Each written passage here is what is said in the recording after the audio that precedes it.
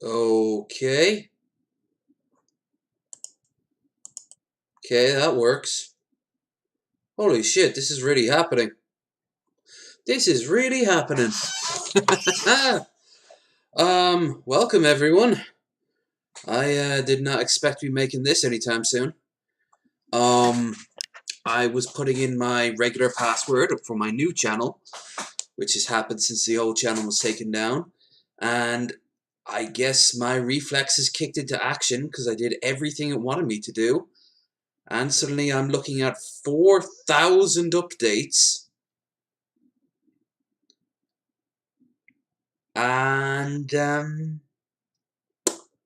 yeah, I put two and two together fairly quickly.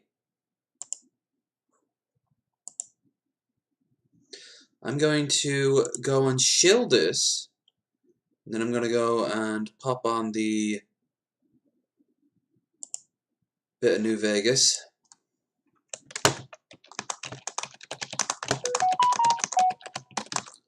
That's probably me there. This is odd, and it's probably going to get a little odder.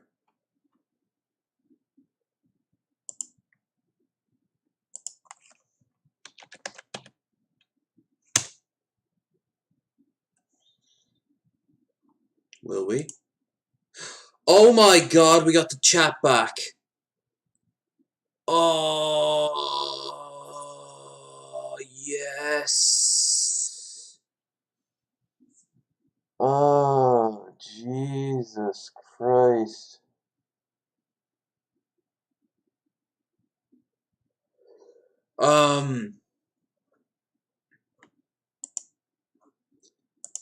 Yeah, uh,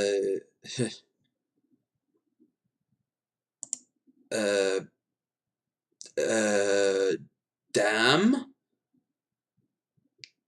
Like, this is crazy. I'm terrified that if I were to turn this computer off, it will all reset. So maybe not get too used to this. But, yeah, let me chill and then we'll do some New Vegas. Holy McFudge Whizzle.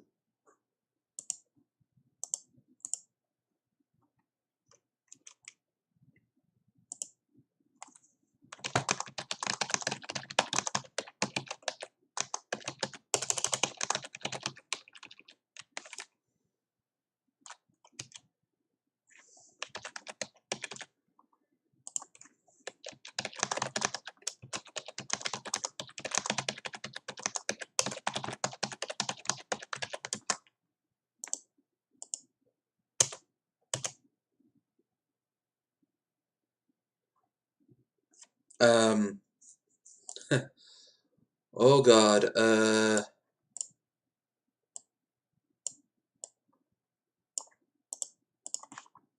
I'm so worried I'm gonna fuck this up somehow.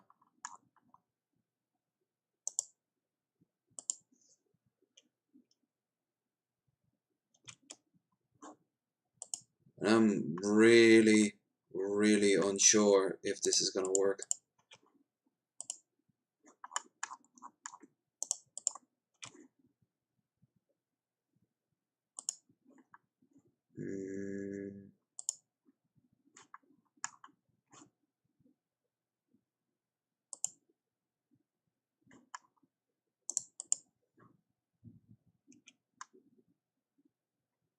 This is surreal.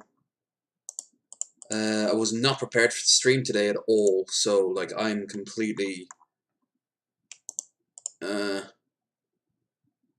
frankly.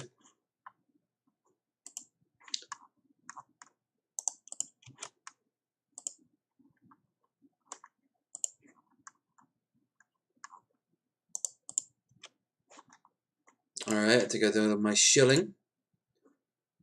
Welcome back, hopefully indeed, Bill. Look, you can see yourself in the corner again.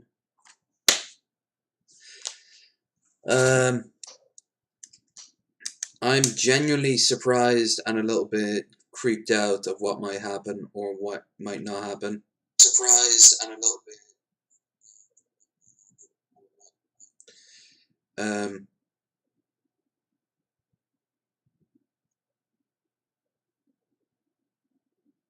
Okay, that was weird.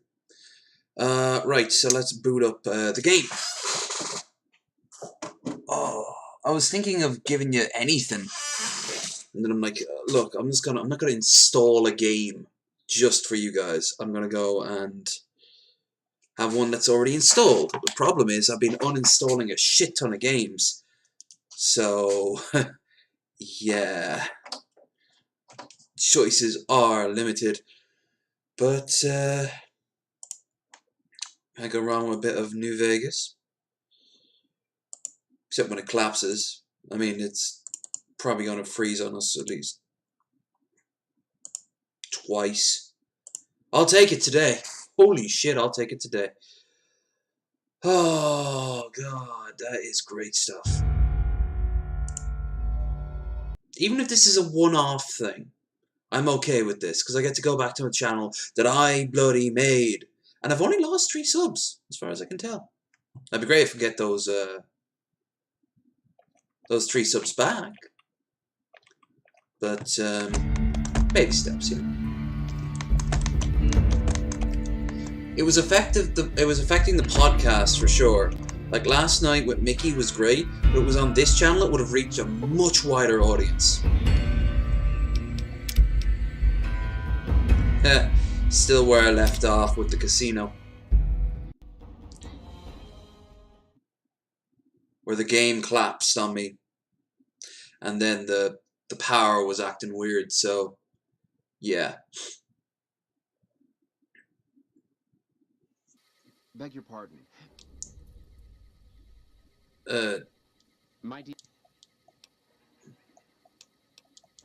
Okay, I'm not gonna do the whole thing all over again. That was fun and all, and I now know how to play blackjack, but I'm not here to gamble. I've already gambled as much as I want. I'll gamble when I feel like. Holy shit, though. Holy shizer. That is some heavy-duty arse right there.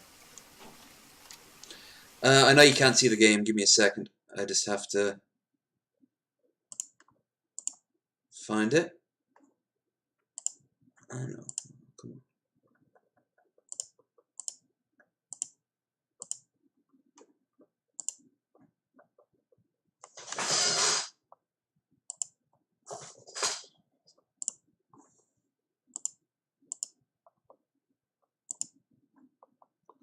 Should do it.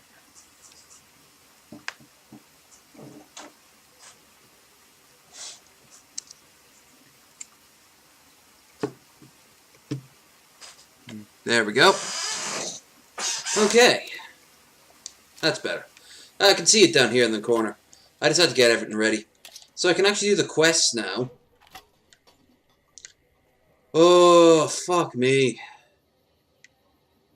Okay, so let's see. What am I going to do?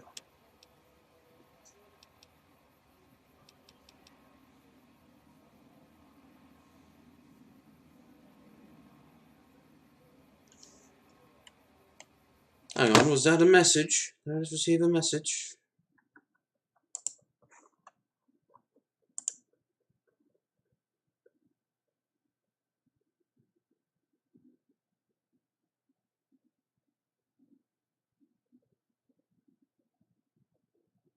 Hold on, I just got a message from someone.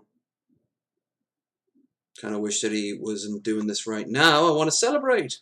Kind of.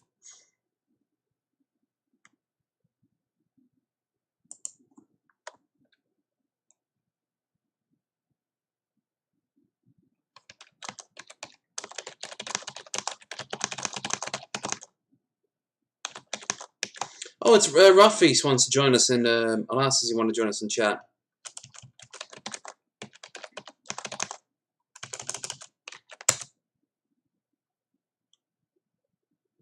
If he does, that'd be great.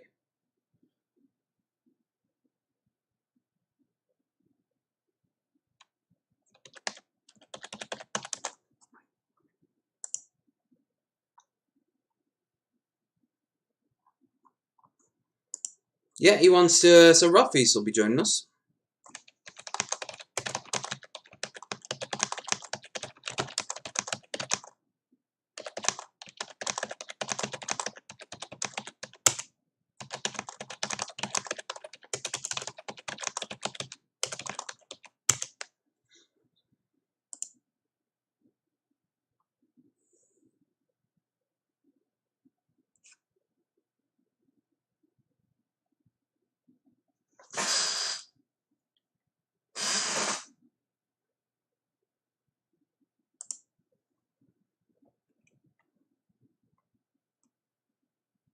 Come on, man.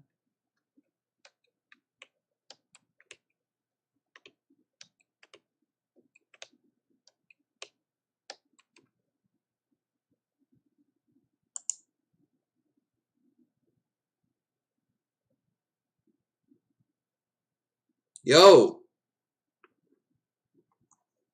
Oh, Hello. look who it is. It's a sack of potatoes. Hello. Can you hear me now? Yeah. Great stuff. I heard the end of that racist rant, so you're lucky that it didn't cut all the way through. You feckin' Jackie, you feckin' Jackie and you. Whoa. Oh, come on. Fuck's sake. Hang on. Oh, dear. There we go. That's better. Alright, so yeah, I got my channel back, and I feel fantastic. Why did you get it taken away? I have absolutely no idea. So I got it about 2 or 3 months ago. I got hacked, so I reset everything. And Google wanted me to retype in my info. So I did. And sure enough, the okay, let me think. So sure enough, I put in all my info, and then it said, "Sorry, this is not you. You have to reset it." And I'm like, "Oh shit, here we go." Okay, so I reset everything, and it said, "Sorry, there's no way of proving this is you," and that was it. Really? I thought you got flagged for something. I thought so Like some too, but content or something. no, nothing bad like that. I really just, for whatever reason, it just wouldn't acknowledge I was me. Then earlier on tonight, I was just logging into my account after resetting my computer, and sure enough, it went, "Oh, welcome back. Here's 4,000 messages," and I'm like, "What the fuck?" And I check, and sure enough, Nothing better than someone telling you aren't you. It's like, no, you're not you. It's like, I'm right here. Like, yeah, like it's like when you type in your code, like, "Please reset your password. Your password is incorrect. Please create a new password. Your original password cannot be the same as your new password." Like, fuck that shit. you have 30 seconds to To comply. comply. Yeah. Oh, dude, this is not. I don't even know if I can do more than one stream before something shit fucks up. But I don't care. I'm back on my low energy videos, not the backup low energy I have, which I'm gonna keep. Obviously, that's a useful thing to have. But still, fuck's sake! Oh, I was so pissed off. I spent 2 years in this channel getting it ready, and then it went. And not even because I did. I didn't drunkenly start spamming the N word or threaten people's kids. Oh no! I have to be For boring once. for Yeah. once. I mean, maybe in the past. Oh That was the yeah. old look. But that's Always throwing around the that's N why I'm word. not allowed back in Hungary. Yeah. The Balkans and Well, I don't get along. they'd probably like you in Hungary if you said the N word a lot nowadays. Unfortunately, I've been to Budapest a few years ago, and yeah, I've heard about what's going on there in that Hungary. that actually is the only time I've ever been looked at as a foreigner, elite, as in like the police have gotten involved. My friend who was there, she was going to be my translator and such. She said I needed to have a pass because they just passed a law that all foreigners had to have a pass at all times. I was like, a fucking pass? Okay, that's scary, but all right. So I got a pass, and I turned around the corner, and a cop just points and starts shouting at me in Hungarian. I'm like, oh fuck! And then she came in and explained, and he's like, pass, show pass, all keep always. And I'm like, oh, okay. And she said, "You're lucky. Oh, You're damn, yeah." Magicus is positive. By the way, I just learned that like just a couple seconds Yes, ago. COVID. Yes, he was on I mean, like I already DP. thought it. I already thought he was.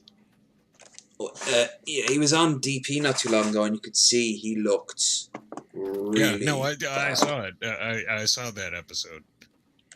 Uh, yeah, it's a real fucking shame. I hope he does all right. I've got my friends Ashley I and do too. I like that had guy. He's a COVID. ginger, so I have a bias.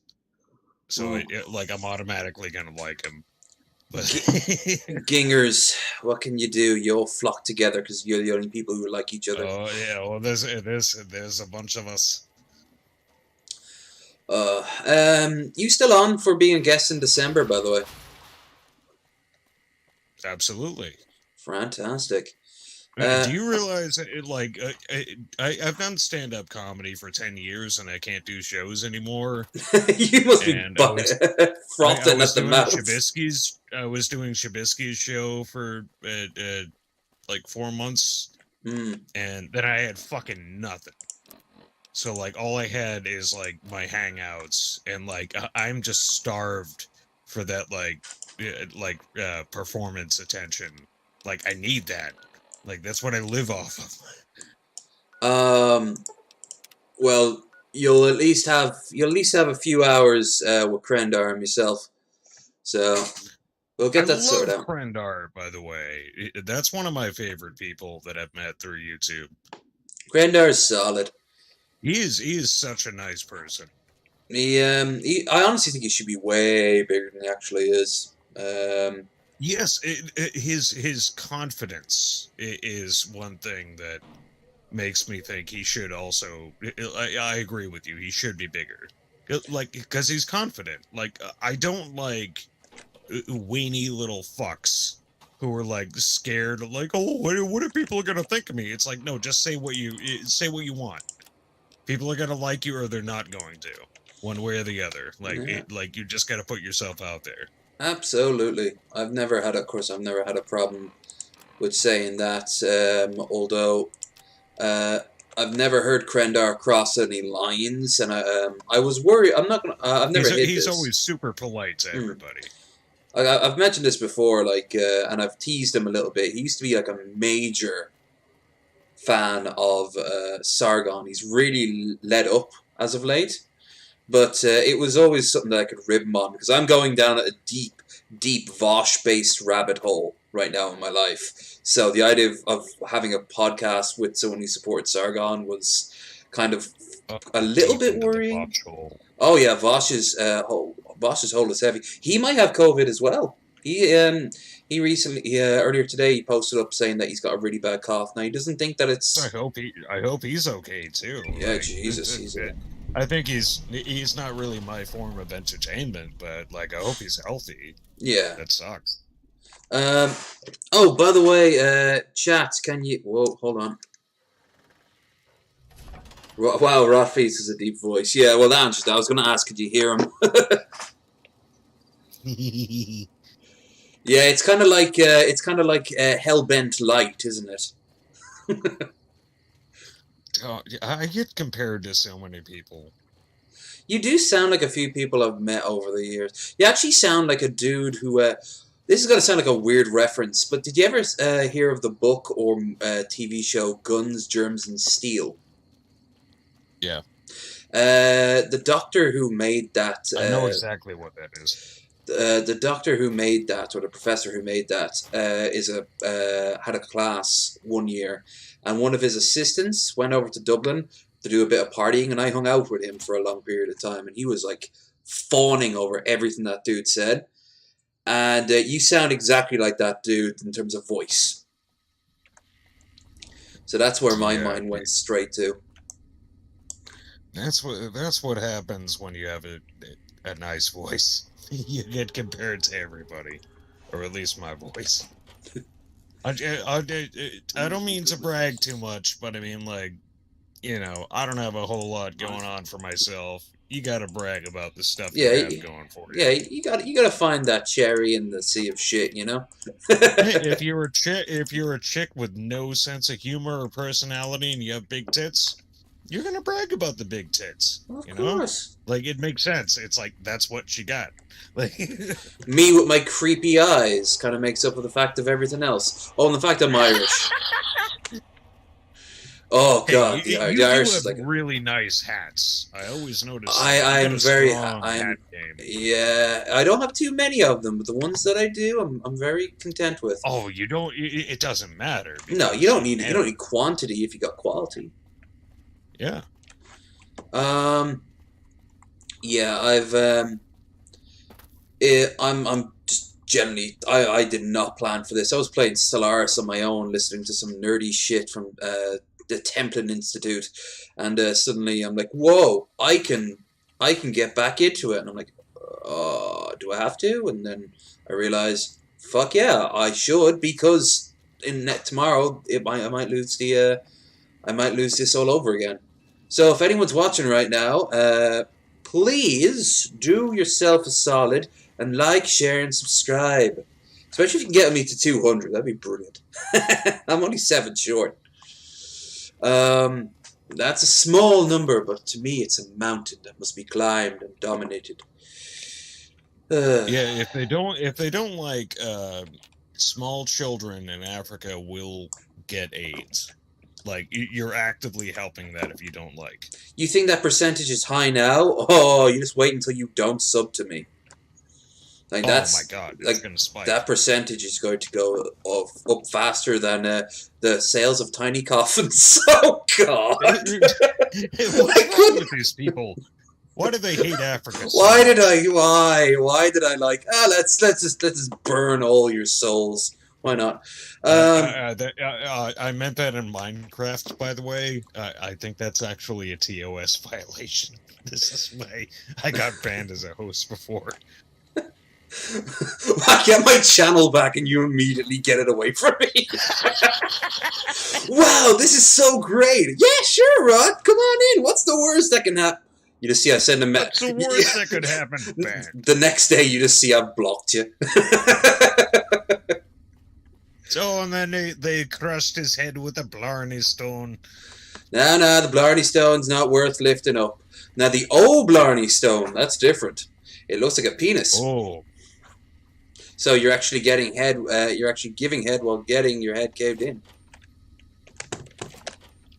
Getting flashbacks to A Clockwork Orange. Why do you think it inspired them? Although that thing, you could clearly see it was hollow. I know what inspired it. It's you could clearly see that thing was hollow though.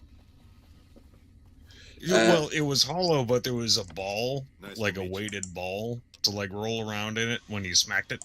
The dick ball butt figure.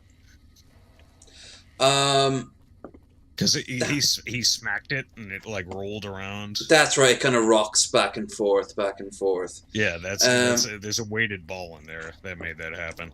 That was, I think, at times an overly ambitious movie. I really think that they didn't have it all together enough to pull it off. What they did pull off was pretty impressive. Oh yeah. Oh my God. Especially when you compare it to the movie. I have every line of that movie memorized. It took me years to fully grasp what they were saying. Then I had to read the book and the Wikipedia page, and I'm like, oh shit, they're speaking like some bastardized version of Balkans and Cockneys. Yeah, Druids, hello, Druids. Well, it's a mixture between like really old English and sci-fi English, and also, if I'm right, it's like Slavic slang being thrown in as well. The Slavic and the Russian that they throw in there. I honestly a lot of Russian. I understand.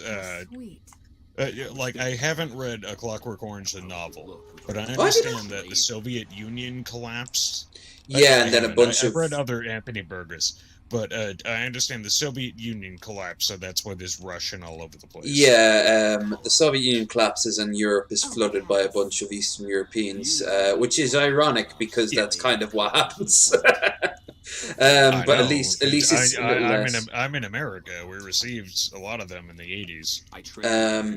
Well, we receive them most days. On the plus side, though, they do work so hard that they kind of put us all to shame, and we're like, oh, this won't be Oh a. yeah, some of our best laser and rocket scientists in our country are Russians right now.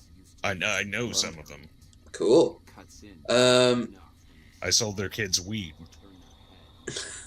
Hey, they've clearly got the allowance for it if their dads parents have such a good job, you know. Oh yeah, no, there's very talented people that fled for a good reason. Well, Where they're like, yeah, there's Russia, not going to be any all. jobs here for me soon. And who is this friend of yours? Yeah, as a lot of people point out, the ones not coming up from Mexico and like Central America, they're usually very talented, so they're guaranteed jobs when they get to the States. So, we have a lot of very talented engineers that come up from Mexico. All right. Like all the fucking Trumper retards, they're like, oh, these people, they're all criminals. It's like, no, these are like highly skilled workers coming from there. A lot of them. I was thinking more along the lines of like the refugees coming up from Central America, like the ones that have to like the whole families. I know. I assume they're fleeing like horrible oppression. Absolutely. Like those people, like they need to be rescued and not put into death camps. Thanks, ICE. I'm actually surprised that they didn't. Yeah.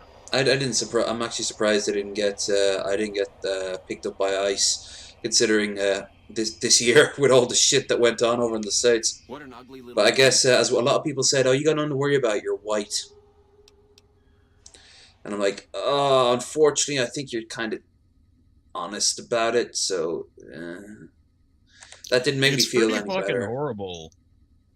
Like my family just got here pretty recently. We came from Ireland and England and French Canada. Slaughter your family before your eyes. I like when like occasionally I'll get racism from black people online with like, oh, you're white, you wouldn't understand, you were enslaving us. I'm like, we just got here.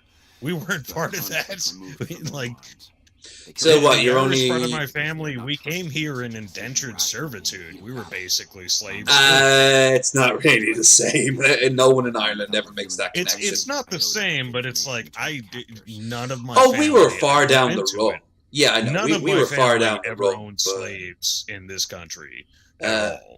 You know, I would take being an indentured servant coming out of Newgate prison, being shipped over to do to work in the Carolinas over There's whatever. No you're even going to survive coming here as a slave. I understand that difference, but I mean, like, when I get blamed for just because like I have white skin. Oh yeah. Like, oh, you own enslaved. I'm like, no, I literally like I can't. Does that happen to you a lot? Do you just get people like scream at you going, "Whitey, shut up"? I'm like, no, there's white people I can point to that you should be attacking who are assholes. Like, come on, stay away. Stay away from me. Yeah, there's a lot of problems on the left that I've noticed more and more these days. Because I'm assuming a lot of these people will be like leftists, not so much right wingers, but like leftists who are trying to gatekeep and trying to like regulate. And I don't think it helps in the slightest. Like people, I'm on Twitter more and more these days since I got that sorted out as well with a new phone. But I noticed TJ posting up something earlier, and it was some woman is getting angry on Twitter. Big shock.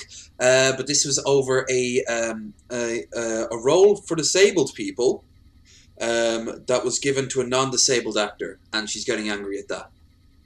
Like, why would you be angry about that? People have been doing that for decades. And you know, the whole concept of acting ridiculous. Is that it's like you play a role. You're pretending to be a person you're not. And like there's so many things to break down wrong with it, because there are absolutely people who have. I don't know exactly what the particular one was, but there are people who have mental disabilities or physical disabilities who act.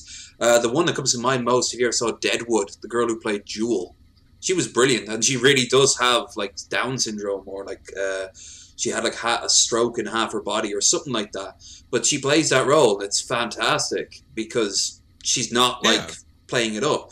But I mean, those, let's be honest here, are few and far between. The director wants someone to play a role, and so he's not doing something when you really look at actors, a lot of them have mental disabilities.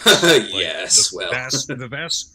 That's kind of a thing that goes with being an artist. A lot of them have a problem. Oh, sure. And if it's not disabilities, then it's a sickness. It's just like a mental sickness. How do you weigh out which like at a certain point, like, you can't really be comparing people's disabilities. It's like, oh well, Christian Bale, who's a fantastic actor, he has depression and bipolar disorder.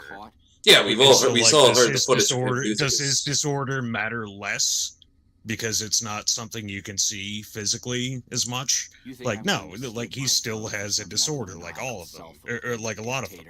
Yeah, I mean, most, it's like, well, you're a comedian, you know it all too well, like how much depression is going around with comedians. It's the majority of them. Yeah. There's no fucking clubs for us to work. We're all going fucking nuts. But no, I mean, just in general, like aren't most comedians like suffering from some form of depression or some sort of like trauma that they're trying to process through? It runs the gambit. It's all kinds of stuff, but a lot of it is often depression or addiction issues. That's the most common thing I've seen. Yeah, I've met a few comedians in my life, and you can always tell like this is their cope, but they're doing it in like a productive way. So I would want somebody to with the same idea, like, oh, this person has depression, and they're going to play a role. Well, then, you know, they're probably going to channel them. If they're in a good sense of self, they're going to channel themselves into this role, and it'll be good. Robin Williams is a perfect example for that. The only times he ever seemed to be happy was when he was actually working. When he wasn't working. I know. Seeing him on talk shows and stuff like that, I'm like, this is where this guy belongs. Yeah, he needed to be on. You need to be constantly moving, but I mean, there's only so many days of the year. And I mean, just because you're working a day doesn't mean you're going to be working that whole 24 hours. And of course, that doesn't. At the end of the day, it all caught up with him, which is a real shame. But I mean, he's just one of countless. I mean, Belushi overdosing. I mean, he was trying to run. Chris Farley. Yeah, that's another one. The dude from SNL with the lips, who's been getting into a lot of problems past few years. He's been dealing with a lot of depression. I could also tell, like, Jon Stewart probably goes through a lot of that as well. You can kind of see the way just the way he talks. You can kind of tell he's like close to tears half the time for a lot of things he's talking about. I think Jon Stewart seems like more of a OCD kind of guy. You think? I think he deals with that a lot more. I don't know. Like, he gets like really obsessive with stuff. Sometimes. Well, it worked when he tried to get when he got the money for the 9/11 responders. Oh yeah. I was actually watching that last night before. I don't think I ever saw the full thing. Was it one of the two people who voted against it, Mitch McConnell? Yeah. Yeah, fucking turtle boy. What the fuck? Well, he may die soon. There's actually evidence that he may be dying. Oh, no. And that'll be great. Oh, man. I'm literally going to have a party if Mitch McConnell dies. Or do you always look like that? It's a fucking shame that... you did well. It's a fucking shame that you live in a country where you kind of hope for the death of one of your elected officials. But I mean, at the same time... Yeah, but he's not a human being. No. So it's different.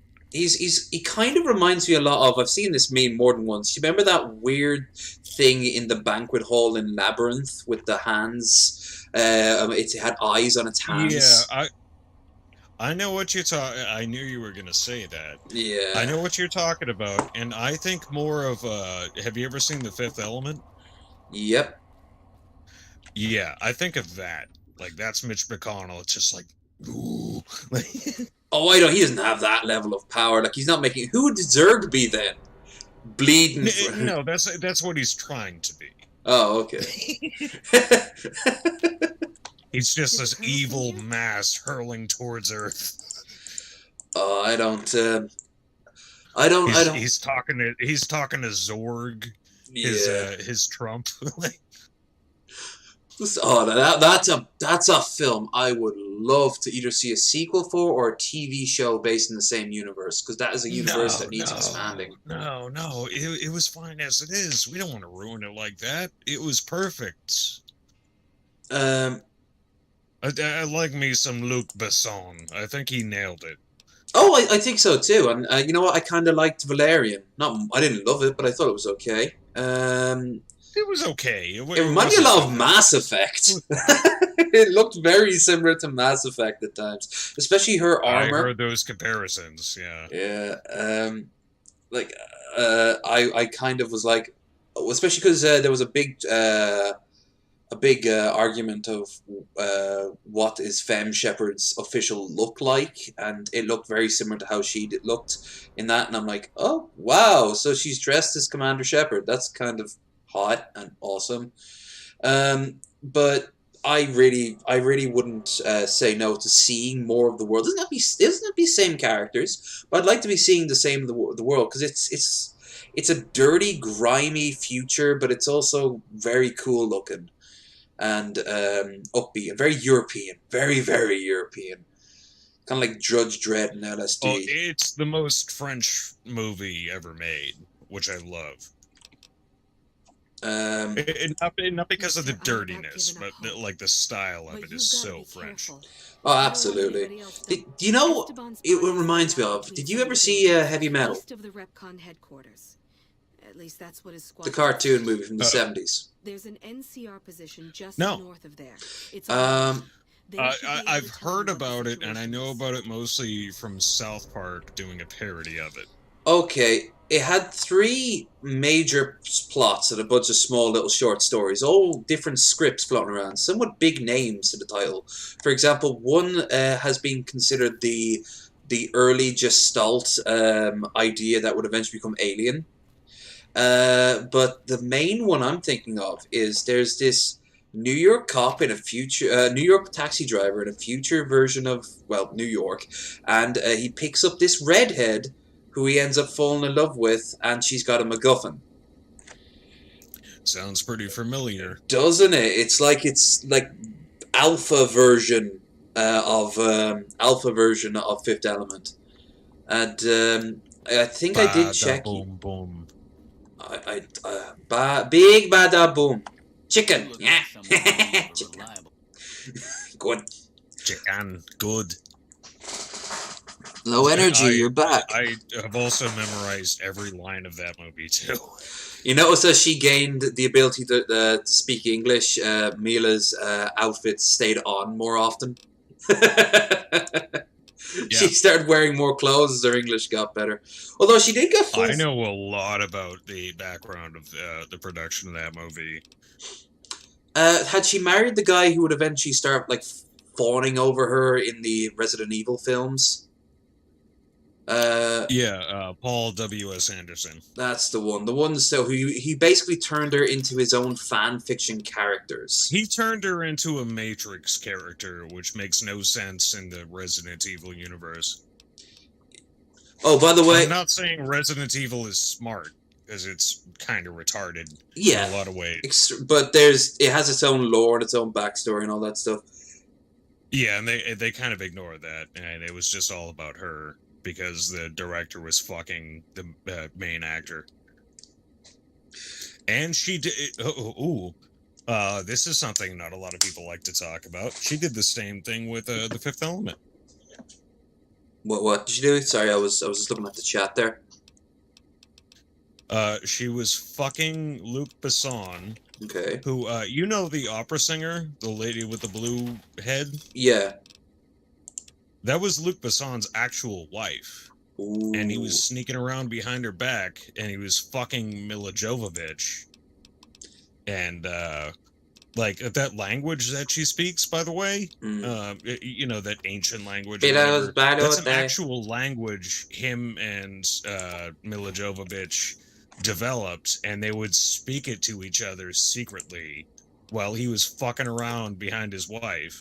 Do you think he was? And his wife is such a trooper that she still did the film, even while she figured out that he was fucking around with Mila Jovovich. Like, she was still like such a committed actor. She actually still did the movie.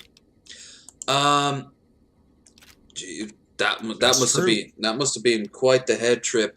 It kind of reminds me of, did you ever watch Game of Thrones when it was on? I saw the first episode. That was it. The woman who plays what's it? The woman who plays Cersei Lannister. She was married at one point to one of the side characters who pops in a lot, by the name of Braun, and the two of them are really liked. But if you notice, they never actually appear on screen together. She actually wrote in her contract that he can't be in the same stream because they'd end up having a fight right then and there. So they never could be in the same. Jesus. Yeah, it was one of those breakups, and it was. It must have been quite awkward because, you'd be bringing up because they wouldn't, for example, be able to have them even in like the same room when they were doing the when they're doing the line reads. Like when they were reading off the script, they had to have separate ones just for him and her, which is... See, at a certain point, I'm like, all right, you guys both got to grow up. It's like, all right, I think it was fairly new at the time. You guys like stuck recent. Your fucking genitals together, whatever. We're at work. Thanks. Oh, I can imagine it pissed off a lot of things, but hell, the longer it's been, the more comes out about just how absolutely, and that was a waste of money. I'm going to really learn about this. How absolutely insane, like the production of that was. Like Emilia Clarke getting a brain aneurysm. So many actors. I'm sure there was a lot of conflict between. It wasn't even that. Like Emilia Clarke getting a brain aneurysm, and no one knew about it except for her, but she still wanted to keep on going. And then afterwards, she kind of came out and said that, yeah, you know that scene where like I'm crying because I'm about to get raped? I wasn't acting. I really broke down while doing that. And it started like dialogues of like, hey, is this toxic masculinity? Because Jason Momoa used to joke about, hey, you see her, I get to fuck her, and yet you're like, oh, aren't you raping her in the show? It's all the same, that's entering some gray territory. He does rape a woman in the first episode of the series. He does, which much better than the book. In the book, she's fucking hungry for him and wants him to know that really obviously. But here's the thing: in the book, she's 14. Okay. Well, yep. They couldn't. I don't even know what to think's more gross at this point, because she didn't look like she was having a good time on the first episode of the series. Yeah. So, adult woman getting raped, or horny girl who wouldn't even be old enough to buy a pack of cigarettes. Oh my god, there's two different kinds of gross. I know, right? But I mean, that's like George R. Martin was getting yelled at a lot by feminists and like, but his response is, yeah, it's pretty horrible that's how it was back then, wasn't it? Like, I'm not condoning it. I'm simply saying this is the sort of shit that they did. Like they would have, it wouldn't be unusual to have like two partners by the age of like 20 because one died of the plague, and you got married at the age of 12. I'm not condoning it, Oh yeah, no, I know that's definitely. I mean, like, let's be realistic. For most of human civilization's existence, like, sex was basically just rape. For a long time. Like, we just barely recently got civilized. And we don't even know half the time, like, the woman's response to it on the grounds that, like, how many records are left by women, and are they going to talk about that specifically? women weren't allowed to write or read in most societies for a long time, so there's no way to know. Exactly, and then even like their idea of love at times could be almost different. Like their idea of love and lust seem to be interchangeable, or maybe they think our ideas of love and lust would be interchangeable. Like it's kind of hard to pin down like someone's views on modern day society or vice versa when there's no one alive to be able to be able to tell us.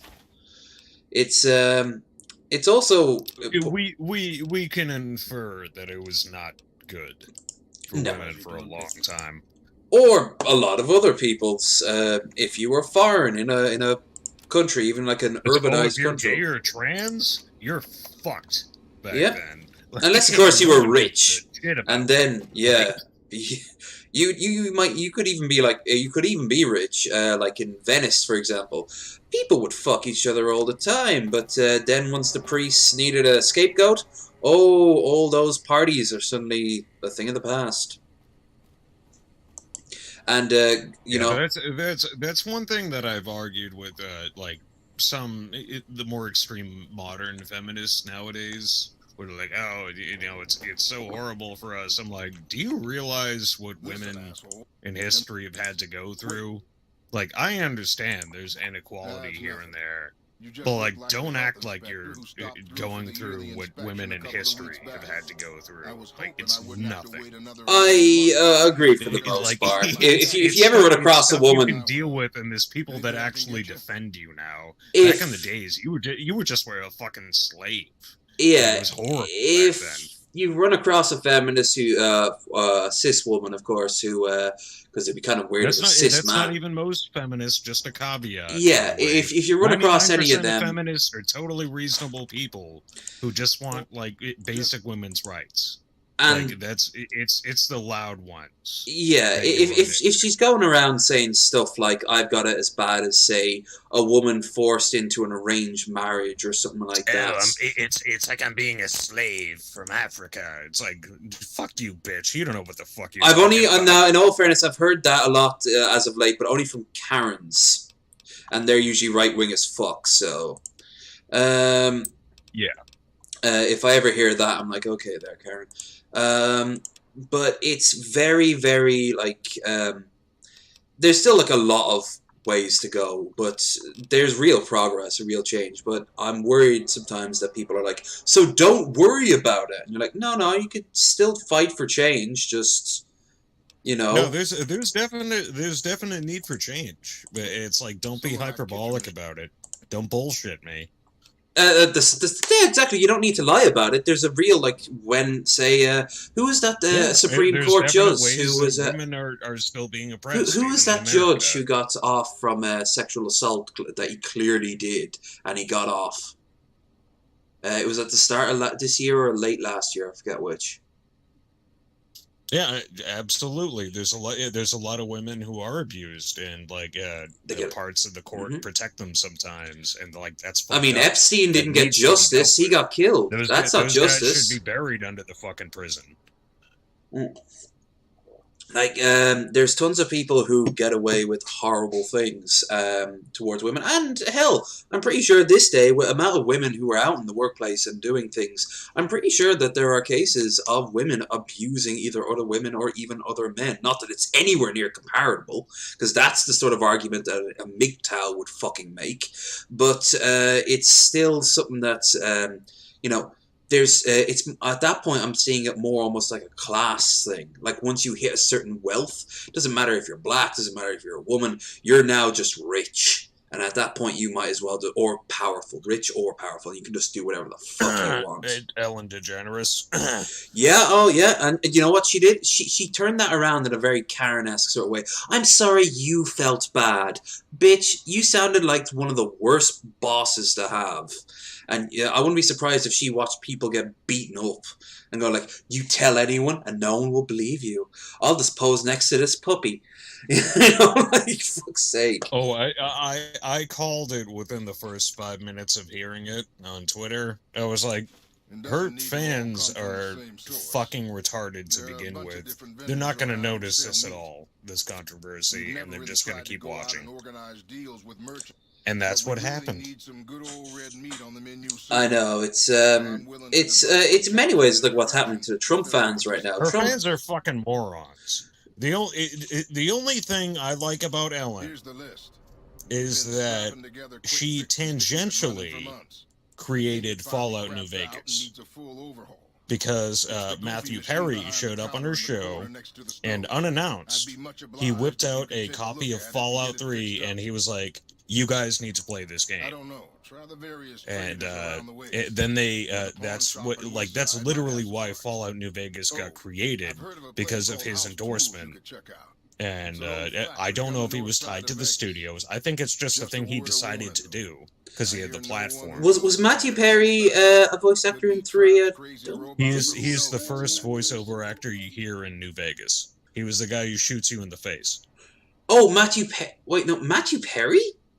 He's from Friends. Yeah. No. I thought Matthew Perry was the guy from Beverly Hills. He's the guy from Friends. I know. Character on Friends. I know the guy from Friends is Benny, who I have to shoot at some point pretty soon in this. But I'm just like, it's not Matthew Perry though. That's not the name, is it? Matthew Hold Broderick? Is that hold on. Let me type this. Benny, voice actor, Fallout New Vegas. Yeah, Matthew Perry. It is Matthew Perry, yeah. Yes, it is. Yeah. They gave him that role because he went out of his way to endorse their Bethesda's Luke Perry! I was thinking of fucking Luke Perry! Oh, that's the dead one. Yeah, that's the one. He's been dead a few years now, hasn't he? Yeah, it's been a while. Yeah, Christ. Everyone's... we've lost a few people this year, for sure. Oh my god, this year broke my heart as far as how many actors died. Hell, we have a whole anyone in particular really stuck it into it? I don't know, it's hard to choose. I'm gonna look down the list. Amazing. It's not been good. No. It's literally a list of death. Thanks I again. know. It's stinky. Poopy list. Howdy. Looking for chop? Rutger Howard, I think he's still alive. Thankfully. Oh, yeah. I love Rutger Howard. I feel so bad for that guy's career.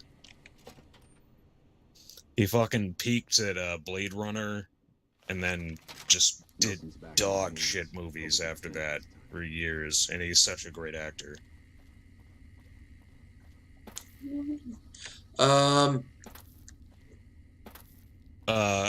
Sig Haid, I think. I don't know if he died this year. He died very recently, though.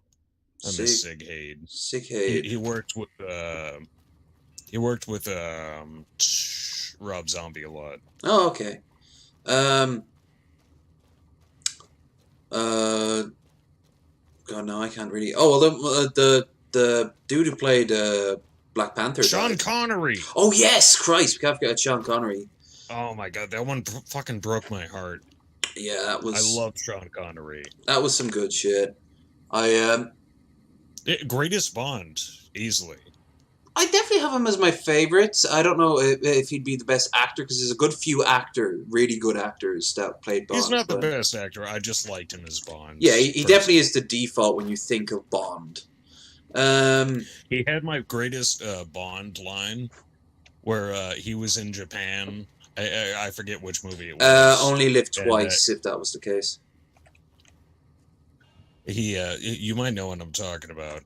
He was in Japan in one of the Bond movies, and he was like being like bathed in some like Japanese bathhouse, and the women were like, "Oh, the hair, so hairy." Yeah, I remember this scene. Oh, you know what I'm talking about. Oh, only do the parts that show, or something like that, isn't it? No.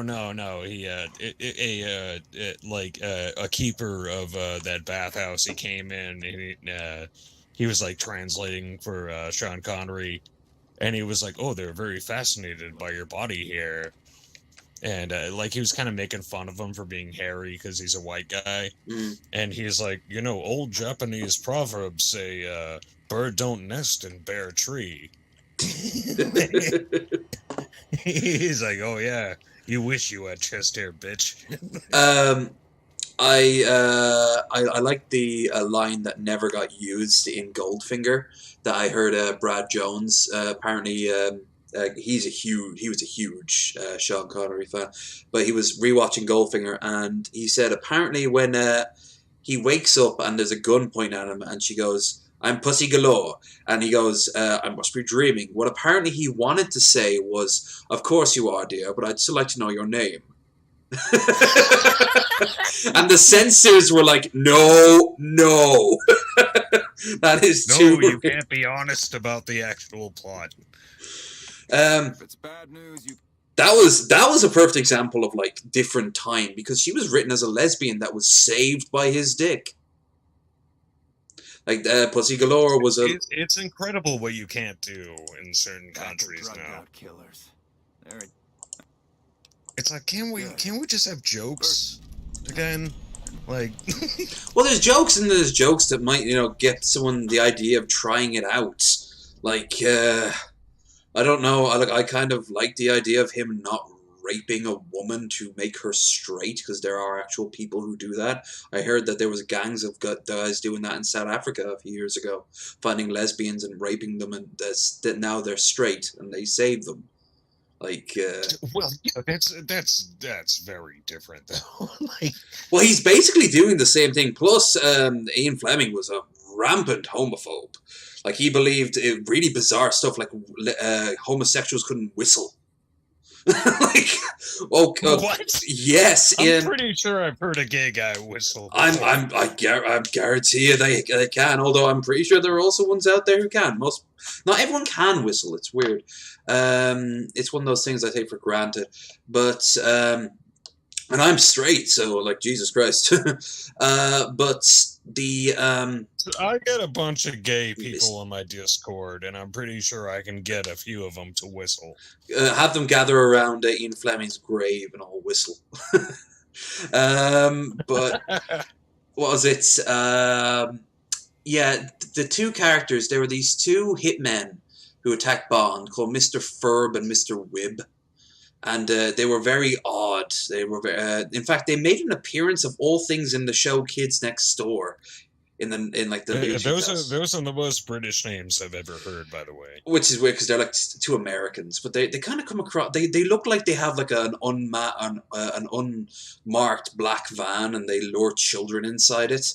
They're very scummy looking, but then they always have these creepy little grins on them. But in the books, he heard, all he knew was that the guys who tried to kill him or trying to kill him couldn't whistle. And he's like, well, of course not. They're homosexuals. So in the movie that's dropped completely, but apparently in the book he discovers who they are. Can't even form a whistle because could you do something for me? I'm trying to make a song and I can't remember the lyrics. And they're like, oh, well, and then one of them takes a knife out and he gets shot, and it's examples like that. Hell, Bond was a fucking piece of trash human being. He was also really unhealthy. Apparently, there's a great line: "The sun rises as James smokes his 40th cigarette of the day." Oh, God. Or that might explain his voice. He actually was originally going to sound like this until he hit the menthols. I can't inhale the regular atmosphere. I need to filter it through a cigarette. He just James Bond should appear with this massive rebreather apparatus and these huge fumes with Joe Camel on the back giving a thumbs up. Yeah, they just wheel in James Bond in an iron lung. It's like, all right, what needs to be done? Now, James, seeing that the car is no longer necessary due to your condition, we've instead turned the Iron Lung into a mobile battle fortress. Not very stealthy. Yeah, they just launch him out of a catapult into the main villain and hope that he squishes him. Whenever he needs to go undercover, they put it they put the Iron Lung with him in a tuxedo. He's just being rolled around. Nobody's gonna be the wiser. He just rolled around this fancy casino. Ah, Mr. Bond, would you like to play? Just lift me up first. All right, someone's going to have to do this for me. Yeah, they're just wheeling him around in the dolly. It's like, oh, this temp shows up and he just, could you sign here? And he's just being brought out in like a little trolley. He's got like a crazy straw for his car. Movie now. Yeah, I want to see regular James Bond movies. I want to see Iron Lung. Yeah, just redo them all, and he's in an Iron Lung. Yeah, I don't want to see Daniel Craig where he's like a ninja now. Like, I want to see him like in the Iron Lung. Like, I want to see that movie. Oh god, I just pictured him ordering his martini, and they give him like a crazy straw to drink it out of. I'm still sexy as fuck. Feed the martini into my food tube. No, that's the wrong tube. Oh, I'm gonna be feeling that. Dear, could you suck on my pump for a bit? Oh, it writes itself. Sorry there, chat. Let's see. What more frustrating than a jar that won't open? Is that set up for a joke? I suppose questions asked. What is more frustrating than a jar that won't open? The joke has been laid on the table. Yeah. The war in Ethiopia, for one. That's pretty frustrating. I don't like that. You ever like have sex enough where like you're trying to have sex later and like you can't, complete the deal? Oh yeah, like, you keep one in the chamber. You're like, it's like I can't even feel it anymore. Yeah, it's become no more. Like, that's frustrating. That's really frustrating because you want to, but you're like, nope. Your body says no. What did Zap Brannigan say? The spirit is willing, but the body is flabby and bruised. Don't get me started on Zap Brannigan. He was going to be voiced by the guy who played Troy McClure, and then his wife shot him when he found out she was cheating on him. Zap Brannigan's law is like Zap Brannigan's love, hard and fast. I have a very serious learning disability. What's it called, Kif? Sexlexia. Oh, I loved Kif. So is it done yet? Please, I'm creating... No, I am Kif. Who would be your Zap, then? Like... I don't know, you? You wish. Krendar beat you to it. Let's see. No, it wasn't a joke. Oh, Arthur! You don't have a punchline like that. That's a joke. That's like for God's sake, blue balling it. Do you think that social media is a benefit? Is beneficial or not for young people? Yeah, I'd say a lot of young people meet people they would have never met before, before social media. There's a lot of people with disabilities too that benefit greatly from social media. Totally. Literally, they wouldn't be able to talk to anyone if they didn't have that. It also allows you to get outside of your wheelhouse. Imagine if you're raised really conservative and you're in a small town somewhere, you're never going to know of the rest of the world because you're intentionally only kept to a certain small section of information at all given time. Your little wheelhouse of people, and that's it. So yeah, I'd say it's definitely a better. Now, obviously, it has huge problems. It brings people to outright suicide or going on murder sprees or There's serious addiction problems with it too. Absolutely. And of course then there's old-fashioned scamming, the amount of people whose like information are being stolen. It's got its problems, but then so did going to a bar or walking home alone at night coming back from the movies, you know? It's all about being smart with it. And moderation. I mean, kids have to realize that it's okay to put the screens down from time to time. Even if it's so you can watch another screen, you know? I don't need this social media in terms of TV. It's a new thing, but I mean, you could make comparable, like examples of like cable television or even magazines in the 1920s.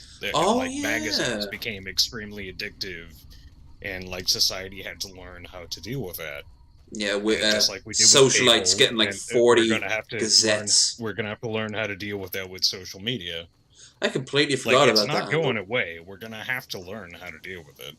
Yeah, it's definitely something that you need to be aware of. But also, it's also something that's changing so much that it's hard to pin down. Like when Facebook seems outright antiquated now compared to say TikTok or whatever the next one's going to be. And even Twitter is eventually going to be looked back at and go, could you remember Twitter? That was crazy. YouTube, we're doing right now. YouTube is a perfect example of something that won't last forever, especially the way it's going. Jesus fucking Christ. I saw that they're starting to monetize non-financially monetized channels. They're going to start putting... Yeah, I saw how they changed their algorithms recently, and like everything is just fucking ass-loaded with advertisements now, and from channels that aren't being monetized. Yeah, I'm pretty sure this channel will eventually, well, maybe the other one, because it's more active right now. Although, like I said, if I can keep this channel going, fucking brilliant. But, if you guys get any ads, know that I'm not getting a penny for them. Not a single penny, because I'm still too small. Yeah, use your ad blockers. Yes. None of that is helping him. I remember when I could live stream on this channel, and I didn't have 2,000 subs. I had the hours, which meant that eventually I could hit, and now that I've got it back, who knows? Maybe I could get a few thousand one day, or I need a real shake-up of the channel. But the important thing is, I loved live streaming on this thing. Say what you want about Twitch, but at least I can just hop on that and just live stream whenever I feel like. Right now. Whoa, shit! Was that a... Oh, thank you so much. Neurowski. I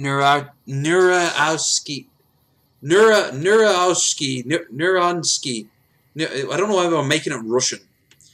Neuroski.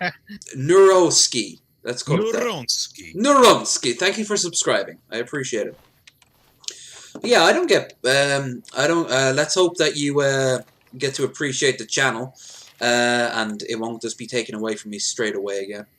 And again, I really wish it was something like serious that I did, like, oh yeah, let's talk about Susan Wojcicki, you know. No, it was... I don't know. I'd be afraid to talk about... I'd be afraid to say her name if I had a channel. The Wojcicki.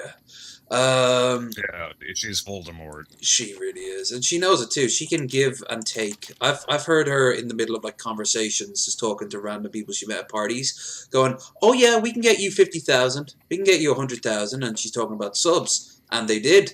Just because, you know, a favor to them. Why the fuck not?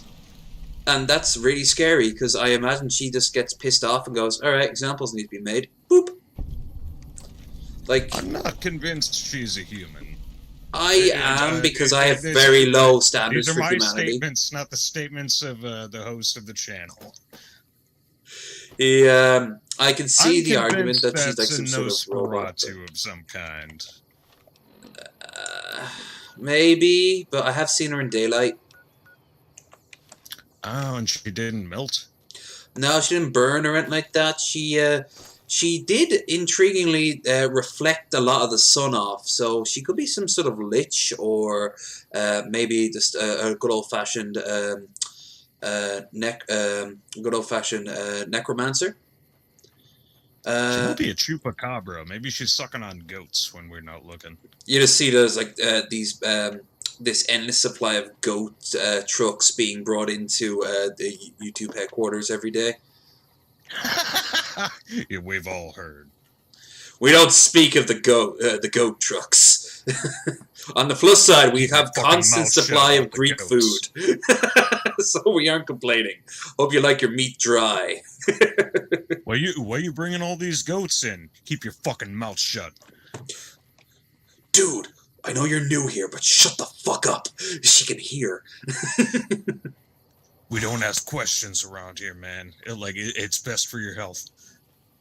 You're not the first guy who came in here this month. Don't be the don't be. Yeah, you want to be in that truck with the goats? Right, goats. Goats don't cry. Not like that.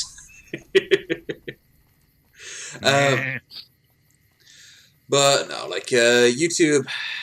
Like I wasn't around for like the earliest days of YouTube. I knew of YouTube. I just didn't involve myself. To me, it was for the longest time it was the cat video website. You went on it to look at cat videos. I didn't know about the rivalries. I didn't know about the births of the Brett Keanes and the T.J. Kirks and all those other people. I didn't know either. I didn't pay attention until like 2014. And when I did, though, holy shit. It was like the crackiest of heroines, you know. It was just like mind blowing. But then I started hearing like, God, you remember back in the day when you could do A, B, C, D, E, F, G, and I'm like, no. And then I realized I'd already missed the bus. I am in a very well flooded market right now, and I'm gonna be for a long period of time, and I'm okay. I'm okay with having a big crowded community because you get to meet really cool people. The downside is I've noticed everyone seems to be almost like eyeing up their little patch of land in terms of time, in terms of viewership, and YouTube doesn't help in the slightest that way. It in fact encourages it. Encourages you to basically become competition to that degree, and that is so unhealthy because that's how the rivalries start. Hey there. That's why you get all those people like looking at bigger YouTubers and complaining that they're making a shit ton of money. It's happening more now on Twitch, I noticed, but that's not a healthy. That is so not a healthy attitude. Twitch is probably repeating the same problem. Oh yeah, I'm sure the two even overlap, and I'm sure TikTok is dealing with that as well. Ooh, boom! Like there's a major community that we both know about that I know was split partially because of that financial strain that like added to tension. Oh I'm yeah. not gonna talk about it. Yeah, don't. I've just got this thing back. But yeah, once money gets come into it, I mean, how many podcasts have fallen apart because of like financial woes, and how many networks fell apart? Like even even some of the bigger YouTubers, you can see some of the stress getting to them. Oh yeah, and you know what the sad fact was? I was thinking about this a few nights ago. The attitudes of some fans are fucking insulting. I remember when Angry Joe had to come on and basically say, "Guys, I need a break from this," and people lost their fucking minds because they thought they weren't entitled to his time. When he was just taking a break for the sake of like, hey, I haven't taken a break since before the Channel Awesome days. I kind of think I'm owed at least a little bit.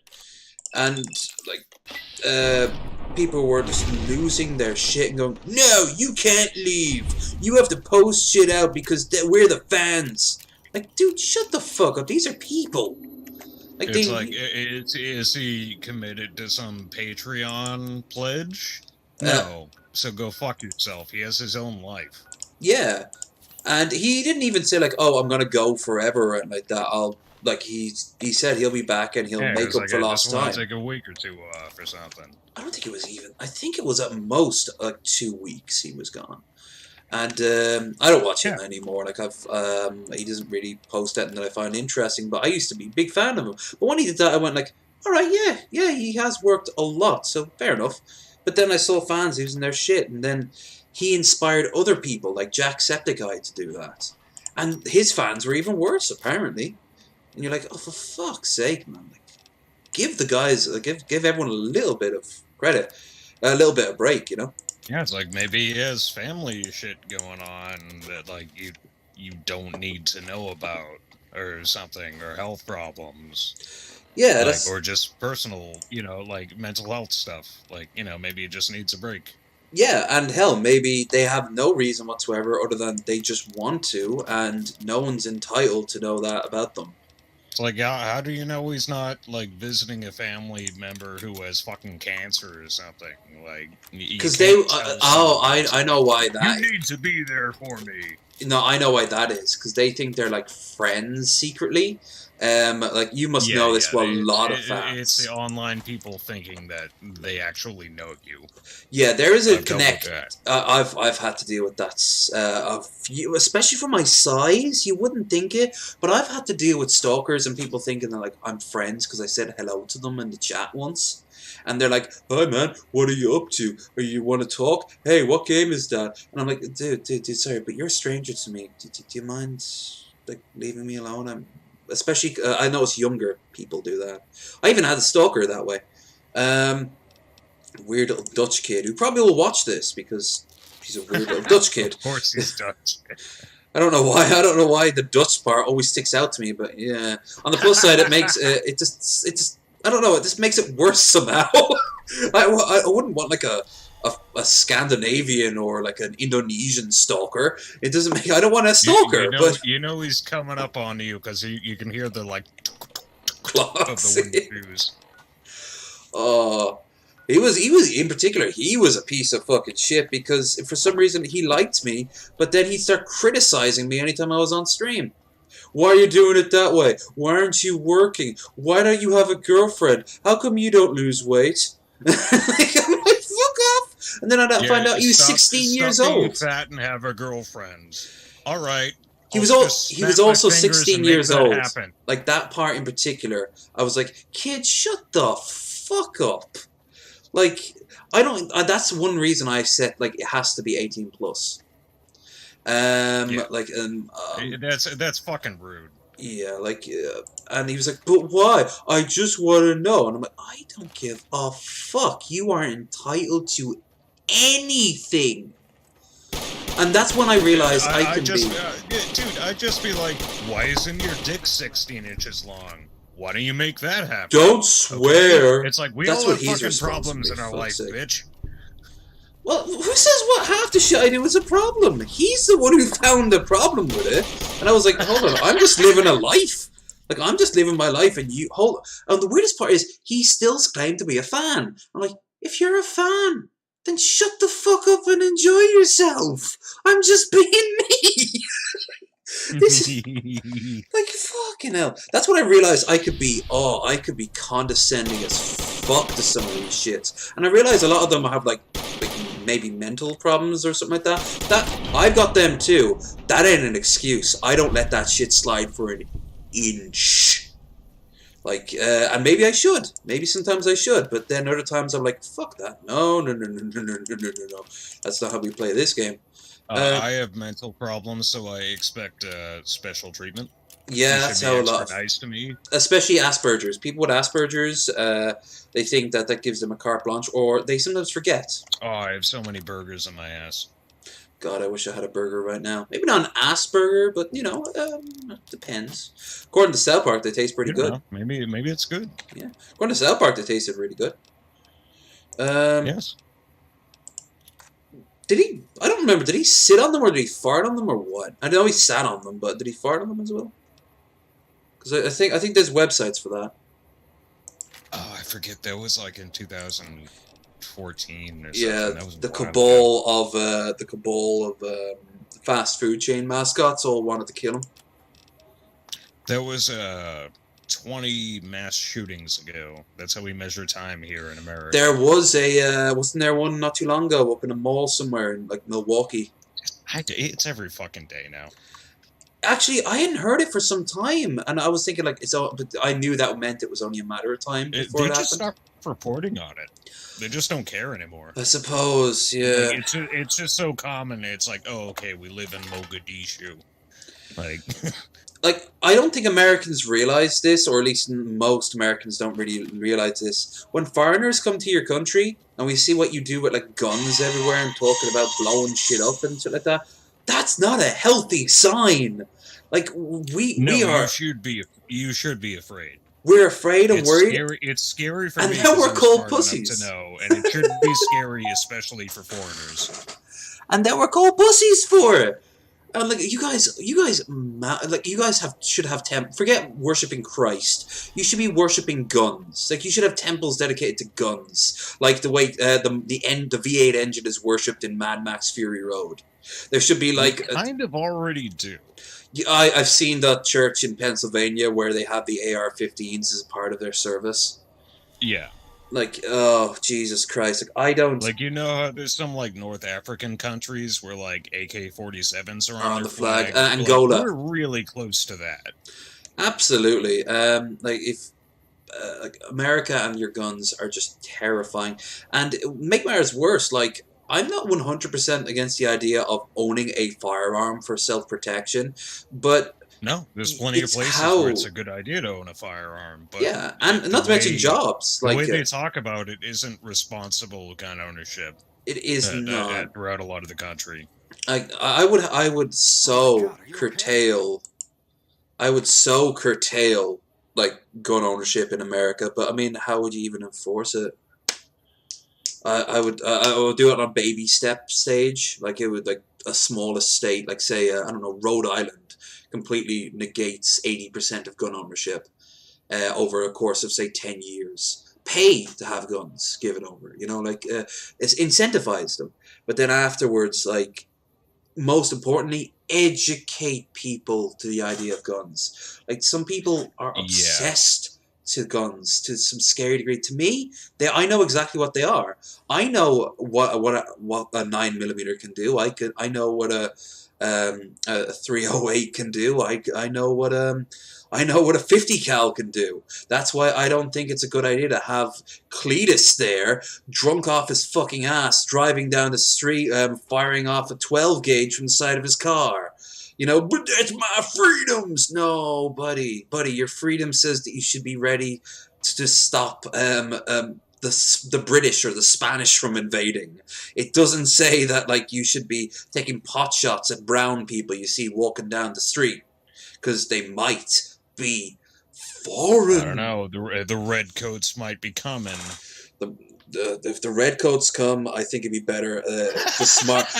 We'll be okay. I honestly think this is gonna sound so shitty, but I think America deserves to lose a war really badly, because you guys need to get that wind out of your sails. You know, like, you need to be deflated a little bit. The only way we're gonna lose is by destroying our own economy. Yeah, you guys are gonna have to do. You're gonna have to like, rip yourself right apart. now, militarily, like, the Nothing entire could. world could fight us, and we're just going to annihilate everyone. Yeah, But not even counting the without an nukes. economy behind it, we're done. Yeah, like, And that's the trend we're heading towards now. yeah, late stage capitalism. But on the plus side, thanks to globalism, Those nuclear-powered aircraft carriers don't pay for themselves. We got 23 of them. Ironically, though, healthcare and better education would pay for themselves, but you guys don't want it.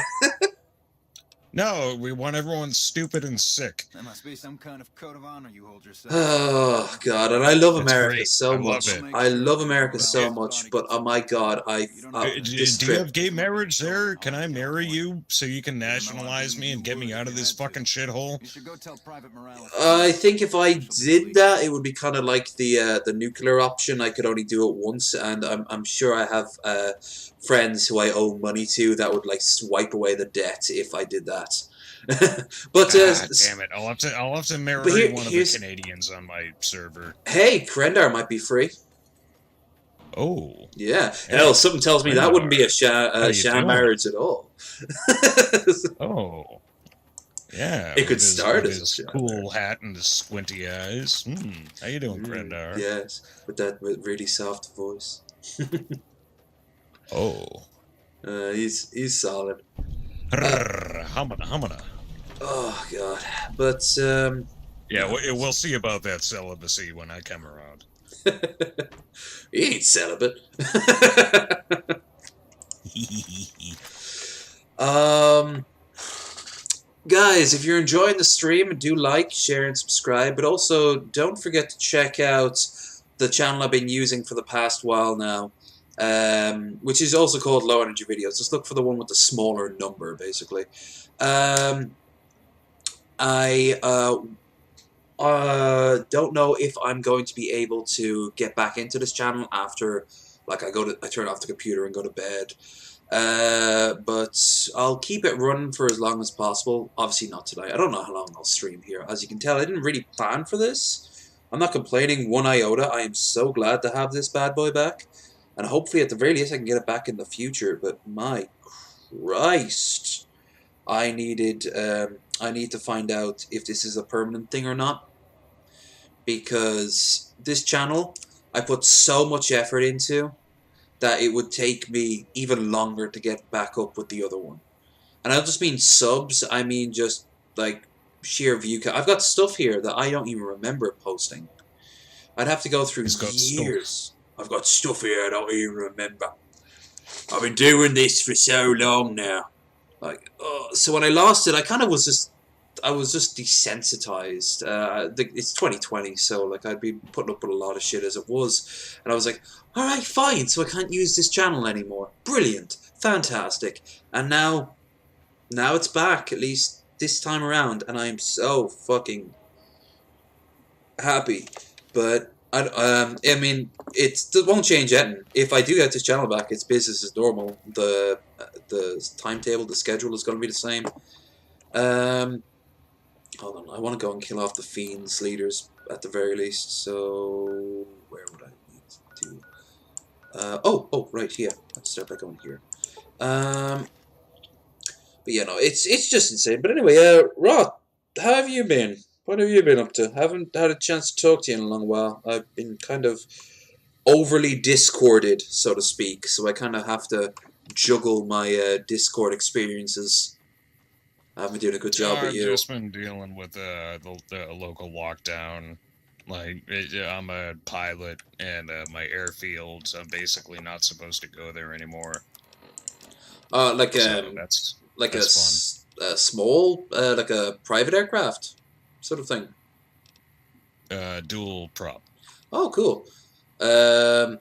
We've got a school around the corner here. There's also, of course, Shannon Airport.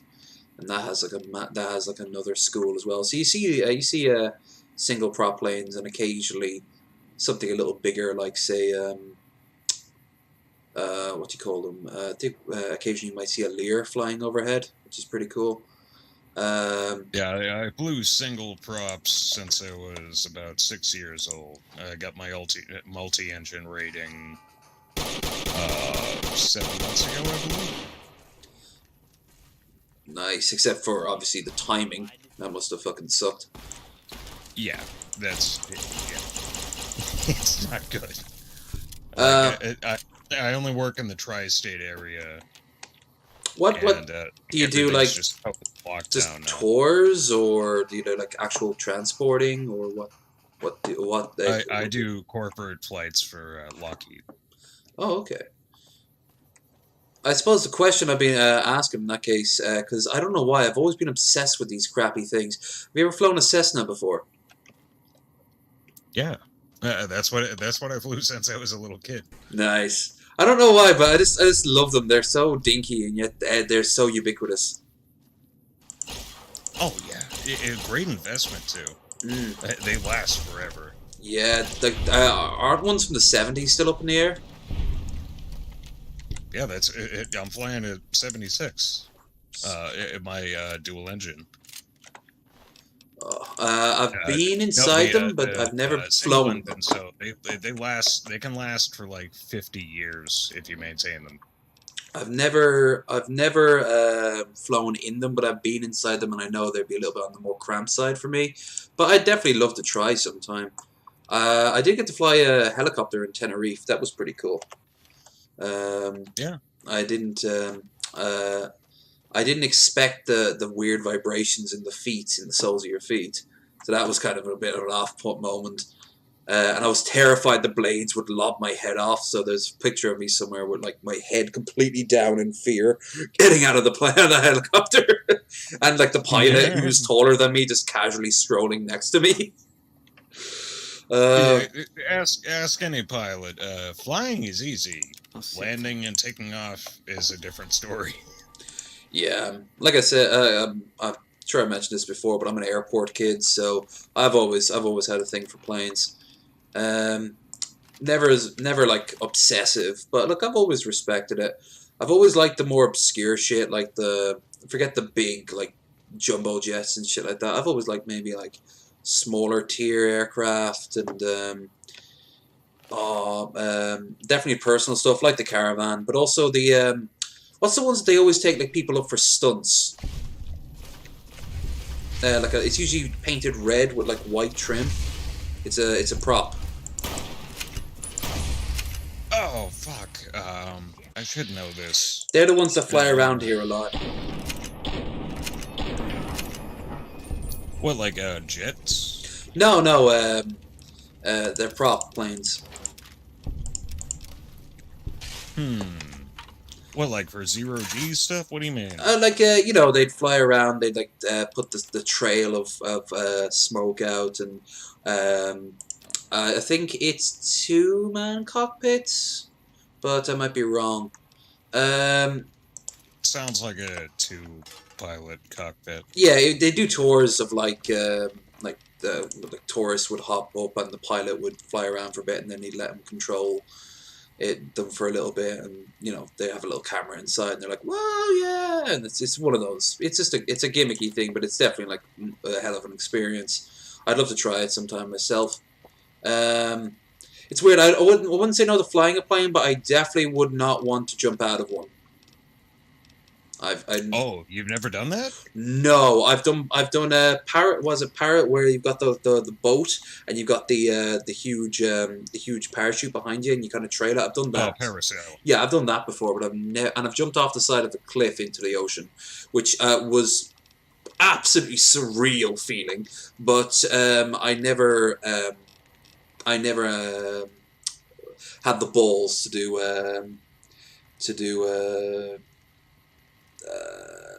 parachuting and things. Yeah. Or bungees. Interesting for that fact for people who don't know. You know those planes that can fly upside down? That's a special kind of plane that I've never flown, because if you try and do that with a regular plane, all the oil dumps out of your engine and it explodes immediately. So it's like, that's not all planes can do that. Is it possible to do that in any degree, like going completely do a loop-de-loop without the plane blowing up on like most, or is it just solely the ones that are designed to do that? Even if you are at enough of an angle with centrifugal force, the oil just pours into areas that will set it on fire, and you just explode and die. You know what? You have to be really careful how you bank with planes that aren't designed to do that. I absolutely hate the fact that I was old enough to remember the Concorde, but I was too young to fly it. Because now that I've traveled across the Atlantic a couple of times, I really hate just the hours and hours of waiting that you have to do on flights. So I heard that scramjets are now being tested. And I don't know if you know anything about that. Yeah. I've heard about it. I don't know too many details, though. I would love it.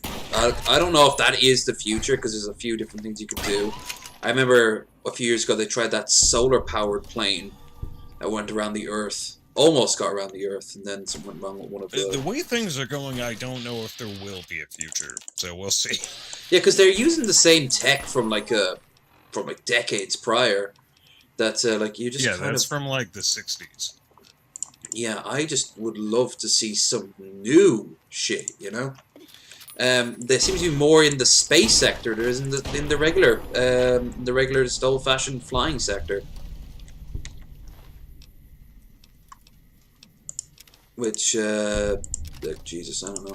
And now I'm feeling really sad that I don't have a computer strong enough to play Flight Simulator 10, and B, that I can't travel because of the COVID lockdown. I fucking miss it. I So really what are you miss it. talking about? Just be like us here in America. Just travel around and sneeze on everybody. Cough and sneeze. Yeah, I could go over to the States. I probably wouldn't be let back into Ireland, but I tried that I tried that this year, and that didn't work out. So maybe, We're done with you here. Stay out. honestly, if the opportunity had risen up over in the States this year, I wouldn't have come back. I'm not gonna lie. And I got a few offers for jobs while over there, and but the context didn't fill me with confidence. I mean, you can't just drop everything in your life to go and live over in a place like that, just on like a promise. So I was like, you know what? If by the time I'm heading back, like the offer still appeals and it's still on the table, maybe. I might, but then obviously the whole thing fell apart, and it was just a fucking clusterfuck. Yeah. Most likely you're going to have to wait 1.5 or 2 years to be able to safely travel here. I'm going to be going back in. We are not dealing with the pandemic well at all. No, not at all. I'm going to be heading back in 2022. That's my goal, but I wouldn't be surprised if. It might never stop too. Oh yeah, it might just be a part of life, and eventually people are like, "Oh well, live and let live." Oh well, I guess grandmas all have to die now. That's the thing we just have to get used to. And people will still be saying, "Hey, if we just lock down, what? That's going to destroy the economy." While there's like piles of dead everywhere. Yeah, it's pretty horrible. We're conscripting prisoners to help all the dead now. I saw that. There's so many of them. You guys have 250,000 dead now, don't you? Yes. That's recorded cases. There's probably a lot more.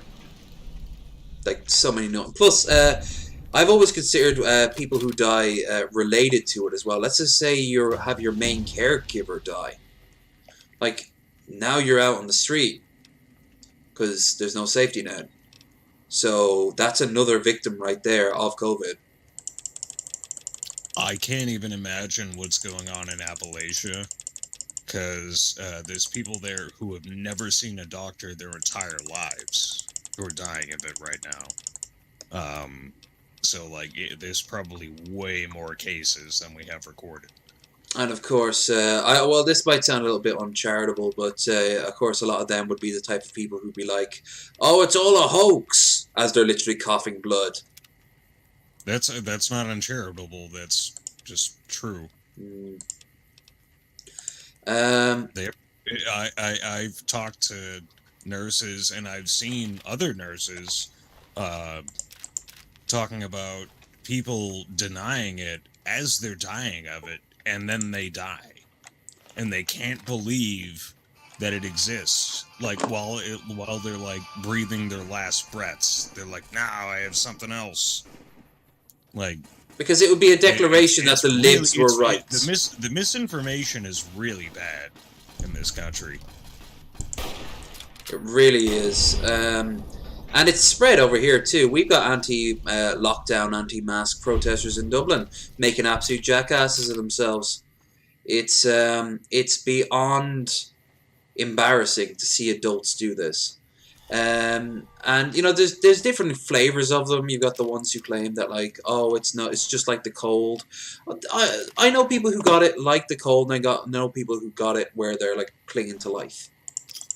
Luckily, I haven't known anyone who died from it yet, but I haven't talked to my ma in a while. I know she's not got it, but she could easily say, oh yeah, you know, such and such, they died. And I wouldn't be surprised if some of them were the type of people who went, well, that's going to fuck up the economy. We can't let the economy fall apart. We have to end these lockdowns now. Like, no. No. The Joe Rogan argument. How many people are dying because they're homeless? It's like, dude. While he says that in a bunker. $200 million. Don't talk to me. He moved like during the middle of this the rest of lockdown us are going through. to a new studio in Texas. Just like he would have done before the lockdown. Because I remember him talking about how he was going to move down to Texas before the lockdown. I don't hate Joe Rogan, but I think he's making some very irresponsible statements. Yeah, and you know what? He's doing it. And I think it might be a case of him actually being dumb. Like him literally being an idiot. Because, I mean, he does hang out with like Alex Jones. He says he's retarded all the time. He knows. But I mean, he's also a very influential person.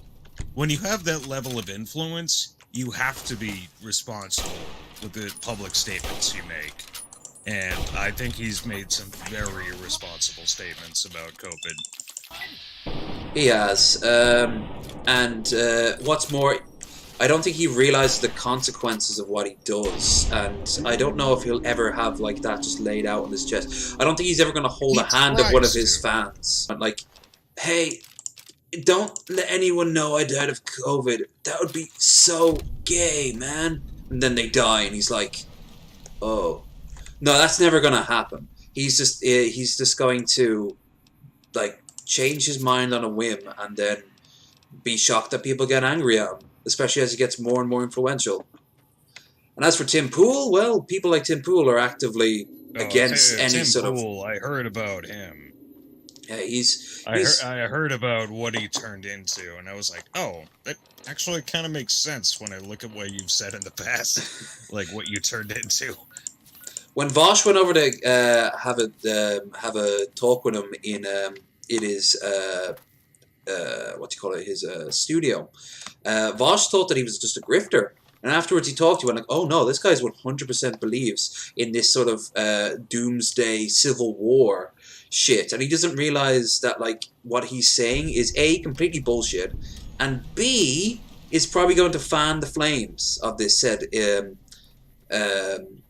quote unquote revolution of the silent minority. The majority. The silent majority.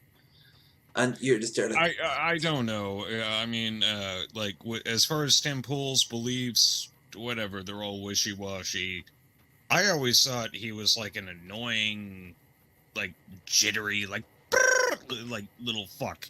But he is. He is on top of that as well. How does anyone listen to this guy? Like, you know, he has more people. He has more people watching him on average than Joe Rogan. Like, that is terrifying. Like, he has... like if you think like people we know have like diehard fans, I'm not gonna blame them for liking him, but I mean, like, I just don't understand the appeal because it's like that's like I can't stand people who talk like that. That's like Ben Shapiro to me. Oh, yeah, like you wouldn't care regardless of his argument. Just the way he says it is a bit off. The cadence is annoying. I'm like that it's with. Like, I try and speak, and you also seem to try and speak at a cadence that is like, you know, amenable, where people can actually understand what I'm saying, and I try and enunciate things properly, and I'm not just some chipmunk speaking at 1,000,000 words a second. Well, that's a tactic he does intentionally, doesn't he? He does that to ensure that he gets I don't know the last word in. Well, maybe it's just a habit he formed. I'm kind of like that with Film Brain. You ever hear of Film Brain? Yeah. So that you know how he speaks. It's very off-putting to me, but I like what he says. But it's just, I can't watch his shit because his voice is just annoying, and he puts it on as well, because I've heard him talking normally. It's like, yeah, it's like, come on, dude. Like, you can put on a show, but you don't need to do it like that. Or V. You know V? No, I don't. He's kind of in the Sargon Arch Warhammer camp. They're all kind of friends together. But V kind of sounds like a goat and a cat strangling each other. He's from like Romania. And he's, the voice. I mean, the stuff he's saying is pure trash. But then the voice that he has on top of it, it's just that extra layer of shit that I can't stand. Oh, I'm sure this guy's about to blow up on YouTube. Yeah, I'm surprised he By hasn't the been sound of blocked. it. I think he has actually been blocked at least once. Really? Well, I mean, Shut nothing down. surprises me in 2020. V? Oh, no, yeah. I mean, V thought about... Like, V... Here's a perfect example. The first time I ever saw V, it was Arch Warhammer and Sargon talking to him about any old shit, and they brought up, like, immigrants. And V thought it was a good idea... V thought it was a good idea to force... get the police to literally...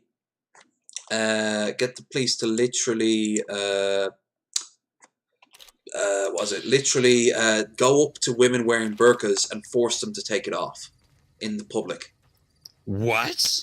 He said that, and even Sargon and Vosh were like, Sargon and Arch were like, no, you can't do that. And he's like, yeah, but you believe that, and you almost know there if the cameras weren't on. Yeah, but we don't say it, you know, like you know that the stuff. I like how they have to hide their actual beliefs. Oh, sure, John Doyle's like that. Liberty Hangout was like that for the longest time. Come on, if you're gonna be a racist, just be a racist. Yeah, Like, I miss old-fashioned racists. Us regular folks can see what the fuck you guys are doing. I have more respect for an outright neo-Nazi, or not much of respect, of course. They're At least talking I pure know filth. who you are. Yeah. Which is why I don't like the idea of cancelling. Now, there are times cancelling is required. Like, let's say you're talking about someone who's literally trying to form a militia to overthrow the government. Yeah. If people are, like, making, like rape accusations, stuff like that, it's like, you know you're trying to incite a mob to actually hurt this person. I understand stuff like that. That's where cancel. Obviously, though, but then you get people like, hey, this person, let's say this person a few decades ago said this thing on TV and that was very bad and they should not be allowed on this show ever again. And you're like, shut the fuck up. They've already apologized when they frankly didn't even need to. But they did just to keep you happy, and apparently that wasn't good enough. Well, go fuck yourself.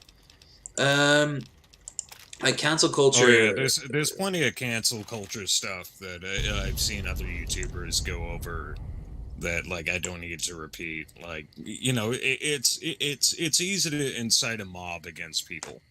It is, and sometimes that mob needs to be formed unfairly. Yeah, there's actual monsters out there that you do need to attack. There's Harvey Weinstein's out there. Hell, like, let's think smaller. It distracts from them. Yeah, when you just target people unnecessarily. Let's think smaller, though. Let's think like Amos Yee got a lot of hate, and people were like, why? Well, because he was a pedophile. That's why. He was a bloody pedophile. He's been arrested for having child porn. Oh, okay. Well, yeah, pedophile. That's why he got a lot of problems over insulting the government, the religion. It was Amos Yee. Oh my god, it better be fucking Amos Yee, or else that's a clip that needs to be unclipped. Amos the Puritan pedophile. Never heard of that one before. But yeah, no, he went after religious people, and the guy I'm thinking of, he went after... Hold on. Amos Yee. Amos Yee, Singapore blogger. Also known as Amos Yee, former death of his first prime minister. Wikipedia. Oh, he's got a Wikipedia page. Okay. Currently based out of the United States. This is old. Christians, 53 days. Look, I am thinking it's Amos Yee. Child and personal life, video criticism of Islam, asylum, controversy over pro-pedophile opinions. So, thank God I did not just slander someone who did not need that word thrown in their face. Arrest on child pornography charge. In October 2020, he was arrested in Illinois on state charges of solicitation and possession of child pornography after he allegedly exchanged nude photos on thousands of messages with a 14-year-old girl from Texas while he was living in Chicago. His bail was set at $1 million. If he's found guilty, he could be deported from the United States. where he was arrested. He was he had to flee Singapore because apparently you're not allowed to insult anyone with religion in Singapore. Like all religions are considered equal, and he got massive hate and support depending on who you're asking from people who from people like from both sides of the aisle when he did criticize someone, and people were like, "Oh, okay, like that's cool, I guess." Oh, apparently he was a big fan of Jared Genesis of all people. Oh, what a coincidence! Yep, that's how he came back into the zeitgeist in our little community when Ben and Billy went after after Jared in his own Discord. There was nothing but maps and no maps as far as the eye can see, and in the corner, oh hi Amos. Yeah, I've resisted the urge to talk to Jared Genesis, even though I do have a direct line to speak to him. Oh. I was like, is it worth it? I was like, no, someone's gonna pull this and just make it look bad for me. Like, well, I don't know. Are you gonna rip him apart? Because if you do that, then at the very least, you know. No, I'm just gonna question him and be like, who the fuck are you? Like try and figure him out as a person. Oh, you give him the benefit of the doubt. No, I'm not giving him the benefit of the doubt. I think he's a genuinely shitty person, who's ill-willed and he just wants to hurt people. And he gets catfished. Out of curiosity. All right. Out of curiosity, I just want to question it.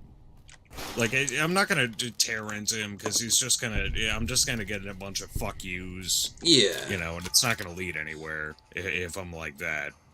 Well, that's up to you, man. If you want to go, I'm curious. I'm like, how do you become this? You, like, how do you get? How do you get this greasy for starters? Does he have a daily regiment? Like, does he have like a special? He doesn't have a dating regimen. I guarantee he's a virgin. And I'm not saying that to be insulting. I'm saying like who the fuck would really have sex with that man? No, daily regiment, as in like of how he got that greasy. Does he have like a diet or something that makes his skin that way?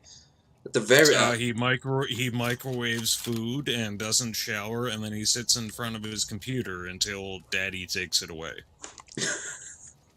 I'm a real man. That's the regimen. I'm not joking. Oh, I guarantee you that's 100% so.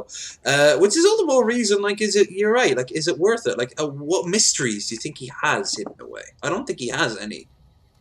There's some path that led him to being functionally retarded, as far as I could tell. I think he's on the spectrum for sure. Possible. I don't know.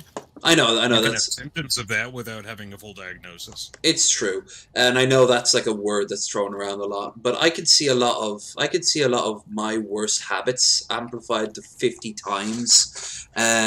With him, he definitely has narcissism.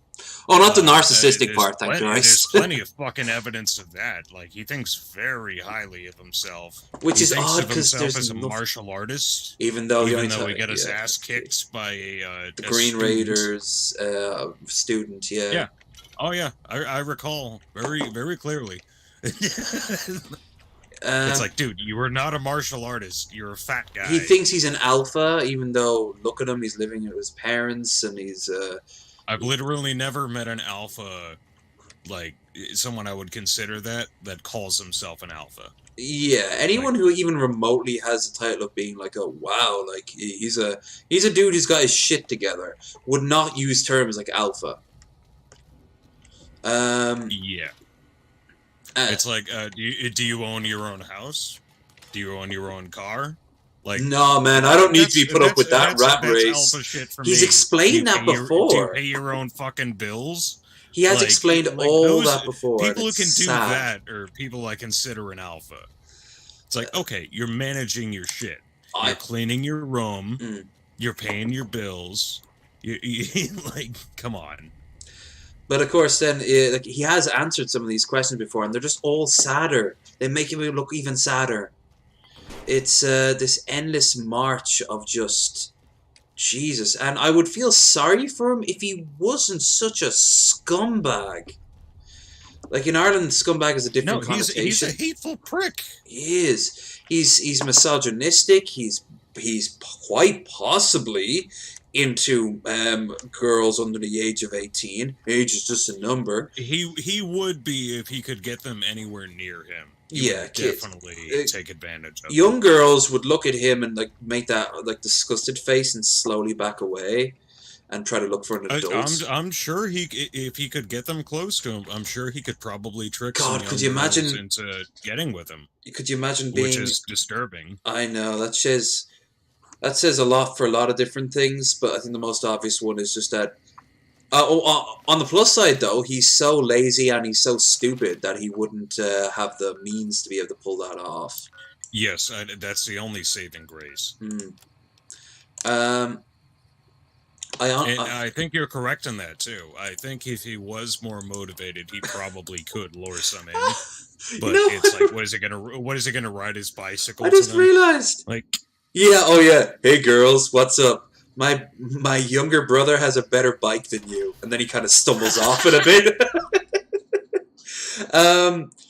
Well, he's a fucking piece of shit, and then he goes back and he goes like, yeah, girls like me. You know, he kind of reminds me, as much as I think, and I know the two know each other, as much as I think Cobes has some problems, and he does have some problems. Like Cobes isn't as hateful as Jared. No. You can tell Cobes, like, he wants to be liked. Like, he makes a concerted effort. It's a disaster of an effort, but he tries. Want people to be friendly with him. And he's more successful. He has more agency than Jared does. He's way more successful, yeah. And not just being financially, I mean, just, like, he has had a social life and will have again. That's actually something. I've never seen Jared once with another person on his streams. Ever. No, it's a Brett Keane situation where it's like somebody who can't get along with anybody. It makes me wonder, does he have any real friends? I see you're still alive. Not one. That right. I've never seen any evidence. I know there are people who kind of like oddly. Can you imagine being friends with that guy? Like, how fucking sad is your life? Like, no one's friends. Being the minion of Jared Genesis. Damn, there's a new low on the totem pole. I'm not trying to be insulting. I'm just saying it's not possible. No, here's the thing. Like, we I always thought... try to be really objective about this stuff. I don't like to judge people just to be But I mean, when everyone... But it's like, how could you really be friends with him? Like, imagine being in a room with that guy. Imagine the smell. Let's start there. But everything else after that. I honestly think that if you go to like find where he went to school and then track down the records, you'd find one guy in like high school that he was friends with, and he'd be a wreck themselves most likely, and he'd be like, "Yeah, I keep hearing things about Jared. They're not good. It makes me feel really sad. By the way, do you have any crack? I kind of need crack." You know, like. That's possible. I'm sure he probably has had friends, and they probably distanced themselves from him because of the weird shit that he's still doing. Like I do not have high regard for Jared in any respect, so I don't mind making these vague sort of claims, but I'm not going to put money down and say this is exactly how he lives his life. But the thing is that he's just shown so much of his life. I know you're not stupid. That you can put two and two together. Like, you can tell that he probably spends all day, every day on his computer. Like, all right. It's like a fucking, not Weinstein, Bill Cosby. It's like, once you have like 20 or 30 accusations against you, there must be some credibility to you being a fucked up person. If that's true, I don't know, like Jared's one of the people that I don't think we're ever going to have on the podcast, even if he were to come to us, which I don't imagine him ever doing. But we wouldn't want to promote him. Now, She'll be glad to know he's dead. Combs. I Combs. think I'd he be should die in You've been obscurity. one hell of a Yeah, soldier. it's like Starve the Manatee, like but Starve the Genesis. 20 NCR troops. Yeah, it's like, dude, you burned all the bridges. Like, you don't deserve any more attention. Meanwhile, the opposites would be people like Kevin Joseph Smith. Have you been keeping up with him? No, not much.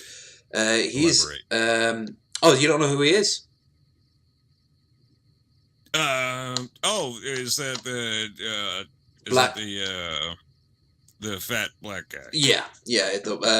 Like he's clearly like there's something mentally wrong with him, but you can't really see any negativity. He's just odd. Until you look at his Pornhub. I've been to his Pornhub, and there's a video on there where he talks about how he's going to die in a year from now from a heart attack. He put that up on his Pornhub account. Like, Yeah, he's a lot more harmless. he's very harmless.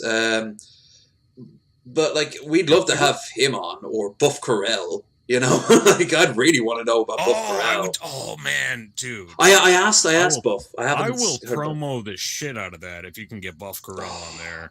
It You would be need to make that happen. I've sent him a message in one of the comments saying that, you know, we watch you at the end of every episode. We'd love to have you on sometime, and it would be glorious if he just came on, because there's so much we need to ask him. There's so much we want to know. No, don't ask too much. Just let him be him. I love Buff Corell. He's great. Well, we start him off with something, and then he just let him ramble for a long while. I mean, it is bearded ramblings after all. Wait, are you gonna ask about his lotions in the background?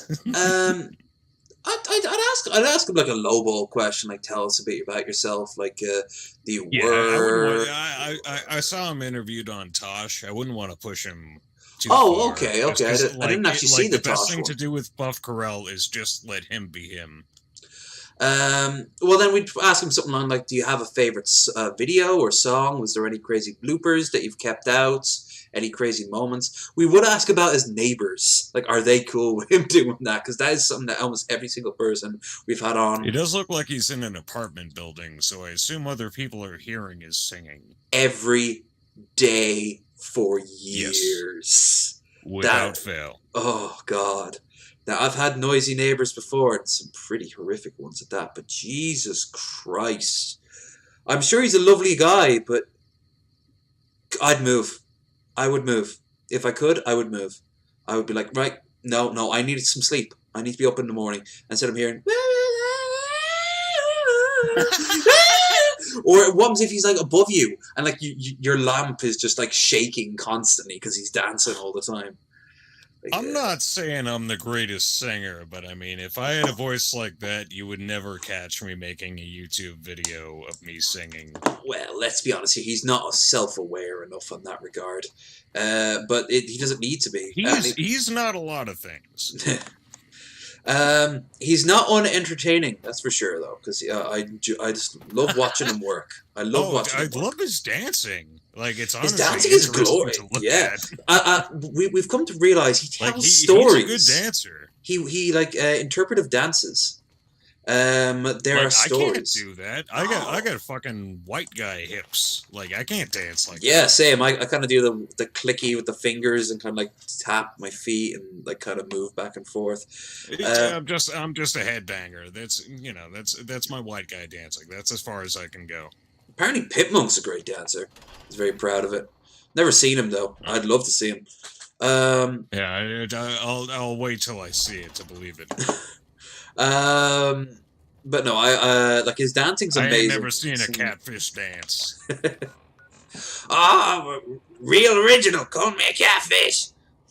Why aren't you tipping yet? I'm sorry, I can't dance. I got punched in the throat. Punch you in the fucking fart box. God, I'm getting absolutely starving. I know I've been mostly just running around aimlessly on this, but like I said before, this was kind of a completely unexpected. So I might just go and clear out the fiends here in 3 and then end the stream. But yeah, This is brilliant that we got this back. Oh my god. Krendar will be happy. Krendar will be very happy. Give Krendar kisses. I will, and you can kisses give him on his squinty eyes. you can give him kisses yourself when you see him in a few weeks. Oh damn. Yeah. Actually, let's see.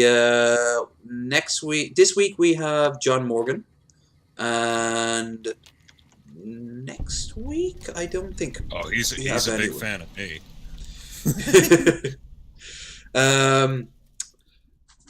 All are welcome here, within certain reasons. Like I said, Jared. I got no problem with the guy. I just know he doesn't like me.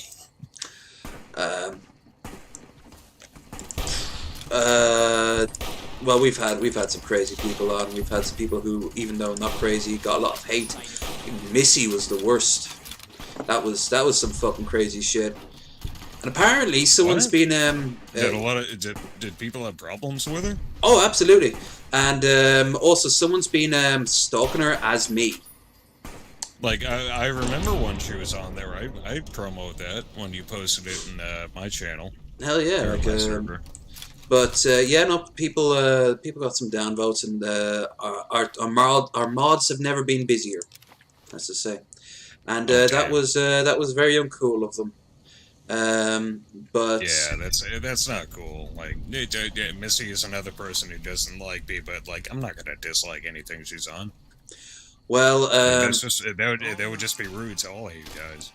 Right now, I just think that like whoever the hell's pretending to be me is like fucking pathetic, and if they are watching, at the very least change up the name, because the ruse isn't working anymore. She just comes to me and asks, "Is that you?" And I'm like, "Yep" or "Nope," and it's simple as that. So whoever it is might want to cut it out.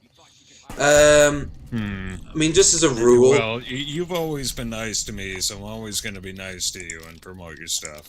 I appreciate it. But like, this is the downside of trying to be like friendly to as many groups as possible. Some of those groups will clash, and as time goes on, like people will divide. Like anytime Jamie's on here, Jamie Darkay, she doesn't like me bringing up Ben or Billy, DP. But you know, DP's been good to me, and Ben in particular. Jesus Christ, I owe him a lot. But at the same time, like, I'm a big fan of Paul and TJ. You know, like, their fandoms and don't like each other a lot, which is fucking stupid in my opinion. Because yeah, that's retarded. Yeah, because A, it's years now. It's been years. Let it die. And B, yeah. They settled it in fucking court years ago. It's like, it's none of your business at this point. It was never your business, honestly. Like, it was never anyone's business. It never was. No. And what's more, they don't hate each other themselves. Like, they all... No, they don't. They still mention each other all the time. Yeah, Billy... hell, Paul was on Shabisky's not too long ago, and Shabisky does tap with Paul, with Ben. And Billy and he was on the Morning Wood too. Absolutely. It's just that like the old hate seems to have divided, which is a shame, because as I saw it, I got 2 podcasts. Technically, I got like 4 or 5 new podcasts to listen to, so I'm not complaining one bit. Oh, it's not the same. No, it's not. But so what? Let things change. Change is good. Change is brilliant. If you don't like it, I think it was a healthy divergence in their artistic directions that they were going in. It's like, no, these are two different shows now. Yeah, like they're going in different directions and they're doing their own thing. Like, absolutely. But down the stairs to the right.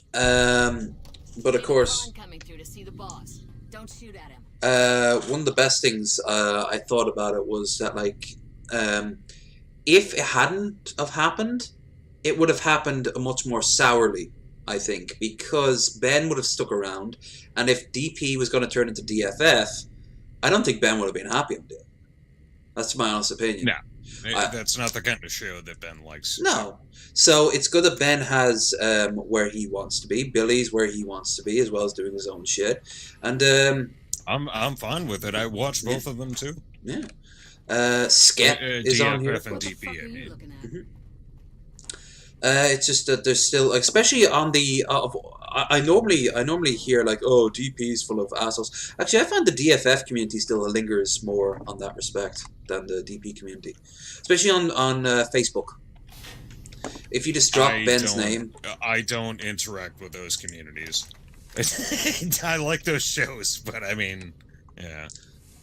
I don't know. There's a lot of shitheads in both of those communities where I'm like, Yeah. nope. I'm just gonna hang out in my tiny little Discord and I'm fine there. Only time I ever chat in the DP Discord is when I'm live, like when they're doing the live shows and shit, which might be tonight, but I'm also feeling exhausted, so I might skip it tonight, even though I'm paying to get in. Fuck it, I was there yesterday, so it's all good.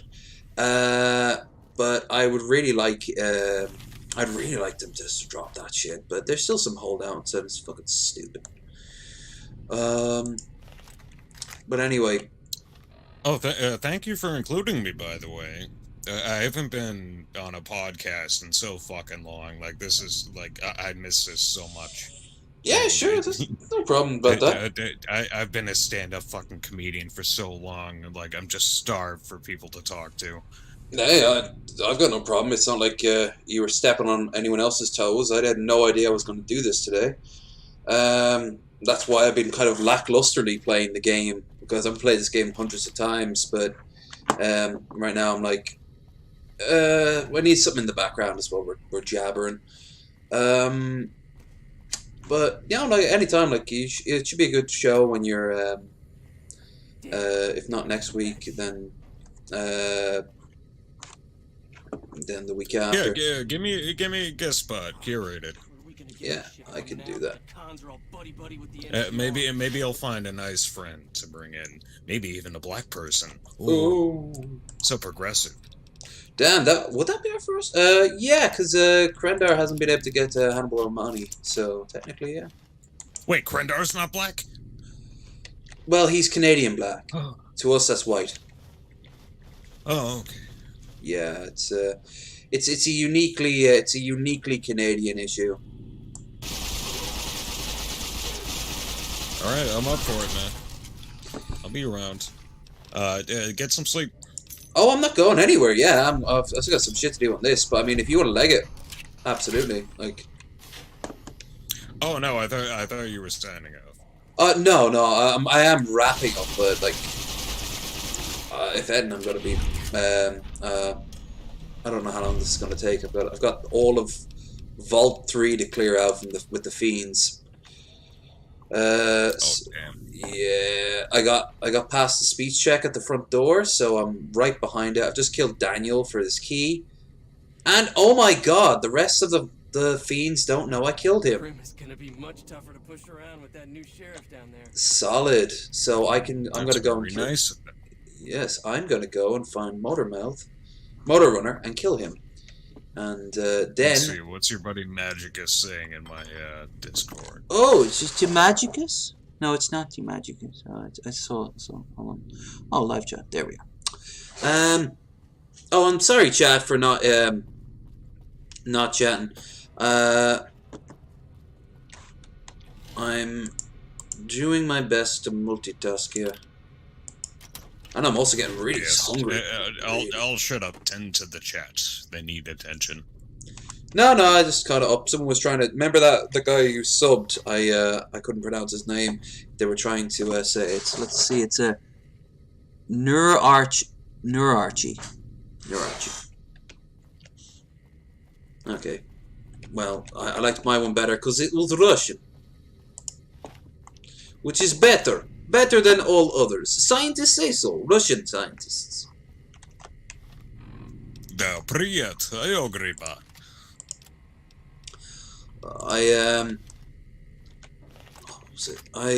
That's a good place.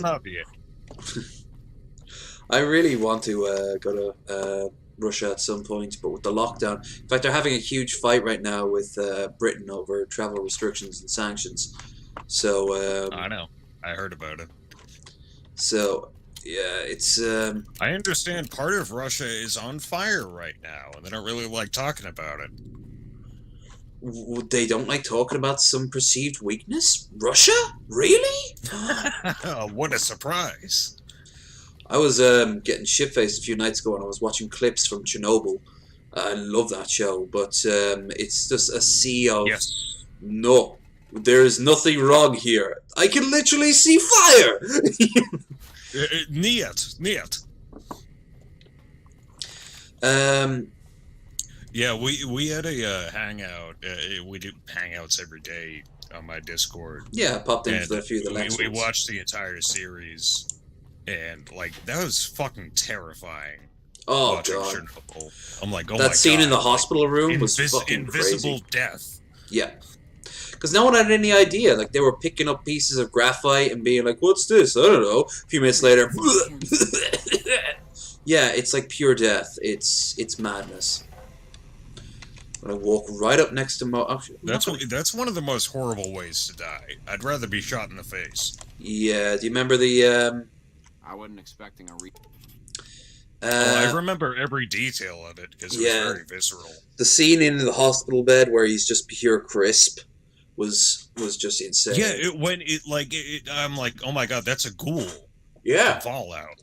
Like, And he was so delirious that he thought like they were on vacation and shit. He was just completely off his because head. his brain was melting. Yeah, pretty much. What was it? Everyone, of course, remembers the scenes with the dogs, though. That was pretty rough. Where they had to go and clean out the houses with the dogs. I was so pissed at that guy's wife for touching him. Because I'm like, dude, you're getting a dose of radiation. Like, they told you not to touch him for a reason.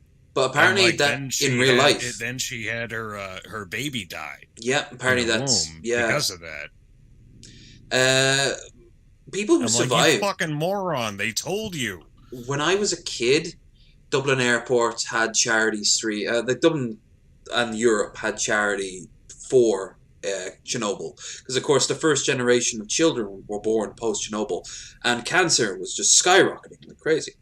So it spilled over like a lot of Eastern Europe. Absolutely, it wasn't Romania, just, Moldavia, and Ukraine got it the most. A little bit of Russia. It went everywhere. It went into the ocean too. Yeah, apparently, even out here in Ireland, they got a type of what do you call it?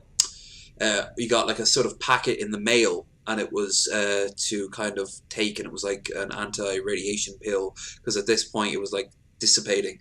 But I remember the kids coming in for the charity events, and they were all being wheelchaired in, and they were like pure alabaster white with no hair.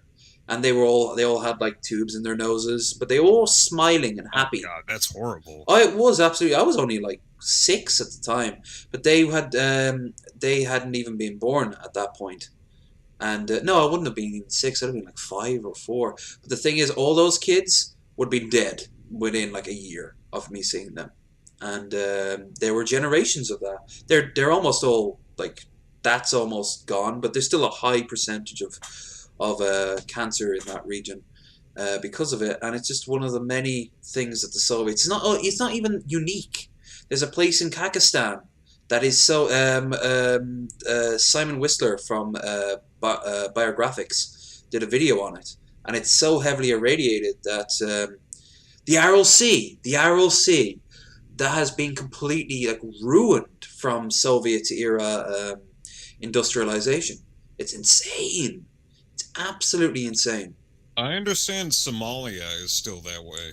Yeah, because the companies that just went up on shore and dumped all the trash into on their beach and went off. Mogadishu, because it's a war zone. Who's going to clean it up? There's no government to clean it up. It's just there on the beaches, which apparently are absolutely beautiful normally. Yeah, Somalia essentially doesn't have a functioning government. No, its government, if I'm right, is based in one of the terrorist attacks in recent history, and no one ever talked about it.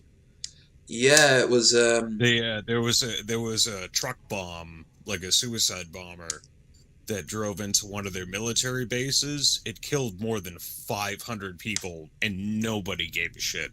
Yeah, I mean that's like, oh, 9/11, 9/11. It's like, do you realize how much Somalia is suffering already? and then someone drives a suicide truck into like their largest police facility. Like, come on. Like, it's so much worse for them than it was for us. It's like, oh no, they knocked down some of our buildings. Hold on. Whatever. It's like for Somalia, that was huge. Two Guns is in the chat. How you there, Two Guns? I for one am furious at the lack of precious attention to the chat. It's all about angles towards said chat. The more I can get it in camera frame. I need to get one of those claws to hold onto my phone and just have it like pressed up here so I can see the chat go by at all times. Oh yeah. We're in a fight now, Levy. Damn right. Glad to see you got the channel back. I'm absolutely fantastic. I'm very happy to have it back. But it might be gone, so don't unsub from that old one. We'll see if I can hold on to this channel. And also be sure that you are subbed to this one as well. That you didn't unsub it. I remember the RLC vid. USSR was fucking nuts. It was. The guy hated the RLC for some reason and wanted it gone. So he started to drain it completely and like to have massive farmland to make cotton, if I remember right. Not even food. They wanted to make cotton. And of course, cotton causes massive amounts of pollution in its in the farming of it, as anyone in the South will tell you. Yes, it does. So that all went back into the soil. So the soil is now heavily irradiated, heavily polluted, and also global climate change is doing its wonders. So yeah, it's an absolute nightmare. But like that could be very well what the world could look like before we're all old and dead, or at least starting to become more like it. I think Yemen is the first capital city in the world that has to openly admit Sarma, I think the name of its capital is, or Sara. It can no longer supply its own population with water. It's running out of water. So it has to basically find some new way of supplying the city with it, because there's just more people than there is a dwindling supply of water that has lasted for thousands of years. But now climate change and obviously a civil war didn't help. It's a scary world we're living in, and it's getting scarier. Even with little moments like Trump losing the election, even that's not fully great because he's not giving up yet. It's kind of scary. But what? I'm sure our Navy, on behalf of the Saudi Arabian government, will make sure to obliterate the refugees that are going to be leaking out of Yemen for the next couple of decades. No, they're not refugees. They're terrorists, bloodthirsty terrorists. You see that old lady there? Oh, my mistake. I bloodthirsty mix them up so terrorists. often. And they support Iran. Yeah, even though they haven't been asked It's about so that. hard to tell them apart because they're always brown. Yeah, they're not you, and that's the important thing. They're other, and other must die. You? Yeah, other is bad. Other is bad. Bad. We ape tribe good. That ape tribe bad. Fucking tribal bullshit. Nationalism is a fucking plague. Got weird eyes. Blow him up. This is a local shop for local people. Sounds good to me. Oh god, I am absolutely like I used to be a right winger. I used to be a hardcore right winger, neo-Nazi right winger, when I was a teenager. And now I look at any form of nationalism as kind of like a plague. It's one thing to be proud of being a part of a society that like has lots of things you like the look of, but that's not the same as like our country's the best. And I hate to say it, but countries like North Korea and China and Russia, they're all pretty bad, but so is America. American exceptionalism is a fucking cancer to you guys. America has done much more damage than any of those countries combined. I don't think they're as malicious as some of those countries, but they have the means to cause much more damage. Yeah, well, I mean, it's so complicated. It's such a big country with so many influences. But overall, we've done a lot more harm.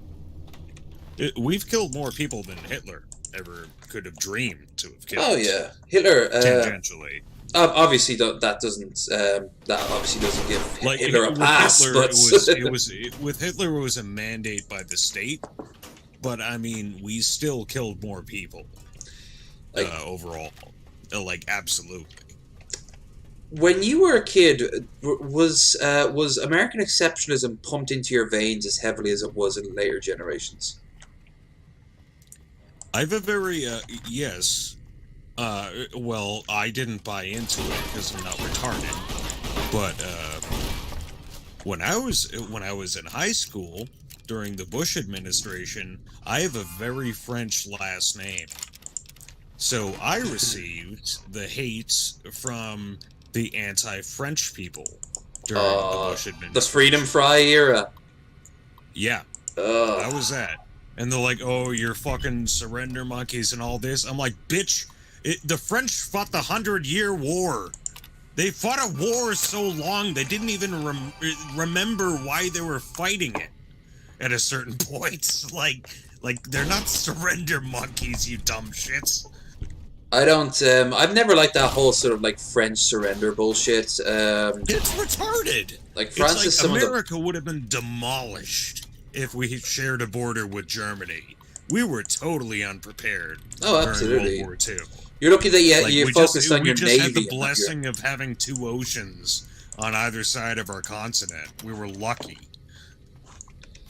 And the sad fact is, like, I think America, like, helping to defeat the Japanese and the Italians and the Nazis, that was like a major, like, a great thing that America did. But the sad fact is, it also started the realm of whatever the fuck America is now. You can find the traits of it back then. It's sort of like, we're the world police. We defeated the Nazis. Yeah, that part was really unfortunate. We're like, oh, we're the arbiters of morality now. The evil empire. We're not. It didn't help that the Russians It didn't help that the Russians kind of live up to the stereotype at times, but at the same time, they had healthcare. And they took care of their veterans far more than America does. Like fucking hell. But you guys have your neo-globalist empire, and it's pumping the endless supply of fuel you need to drive around and complain that there's not another Starbucks within 5 minutes drive from your house. Why can't I have a Starbucks in my house? Honestly, I'm surprised there isn't like a drone that just like welcome to Drone Mate. Please select your brand of choice, and it will be delivered in half an hour. And then you complain that half an hour is too long. Yeah, I get a message on my phone. Your latte has been delivered. Little drone drops out. That'll happen so long as you pay up the monthly subscriptions and all the hidden fees, and you don't mind that there's also a camera from the NSA watching you. Cause freedom. We need to install this toilet camera to look at your butthole just to make sure you're safe. Getting ideas from the fucking Stasi, who actually did that in Berlin. It's a freedom camera. Oh no! You see, this one was made in America, and somebody catches fire. No, I love America because I've had great experiences there, and I don't just mean because I seem to always do well with your women folk. There's a lot of great stuff here. I'm not going to pretend like it's a horrible country. But you could be so much better. You could be as good as you think. There's problems that need to be addressed. I honestly, this is what I'm saying. Like, America kind of needs to be humbled a little bit. And the only way, unfortunately, right now it would happen is if someone worse beat you. It's not like the whole world would sing "Kumbaya." Oh my god, we have so many problems. I don't want something worse to happen. Yeah, you might be right. At least you don't have outright official Yellowstone blowing up or something like that. It's like that's just gonna make it a fucking disaster. And everyone thinks that it's going to be like, woo, it's going to be like Fallout here, where it's going to be just nothing but a bunch of, like, roaming bands of, like, No, it's warriors. like everyone gets poor and dies horribly from, like, starving to death. It's going to be a stilted sort of, like, the wealthy will form their own gated fortresses, where they will use armies. It's not as exciting as Fallout. Fallout is fun. You know what it reminds me of? Apocalypse. I honestly think what would happen is the world will become a bit like District 9 from the movie, where it's going to be unfathomable, like poverty, and then these incredibly wealthy, almost like ungodly So wealthy like people. a apartheid all over again. Yeah, and it's going to be based slowly on class, where obviously there's going to be racial tensions, but it's going to be racial tensions that won't matter the second you hit a certain amount of money. But no one will be able to reach that goal because no one will have like the education to work in a society that's mostly automated at this point. Like, how many middle managers do you need? Eventually, Well, I don't like that because I'm just going to be one of the prawns in that scenario. yeah, I'm going to be too. The best you might be able to hope All for right, is. I'm going to get my app so I can start learning prawn. I love that film. They're making a sequel, aren't they? Yeah, I'm not too excited about it.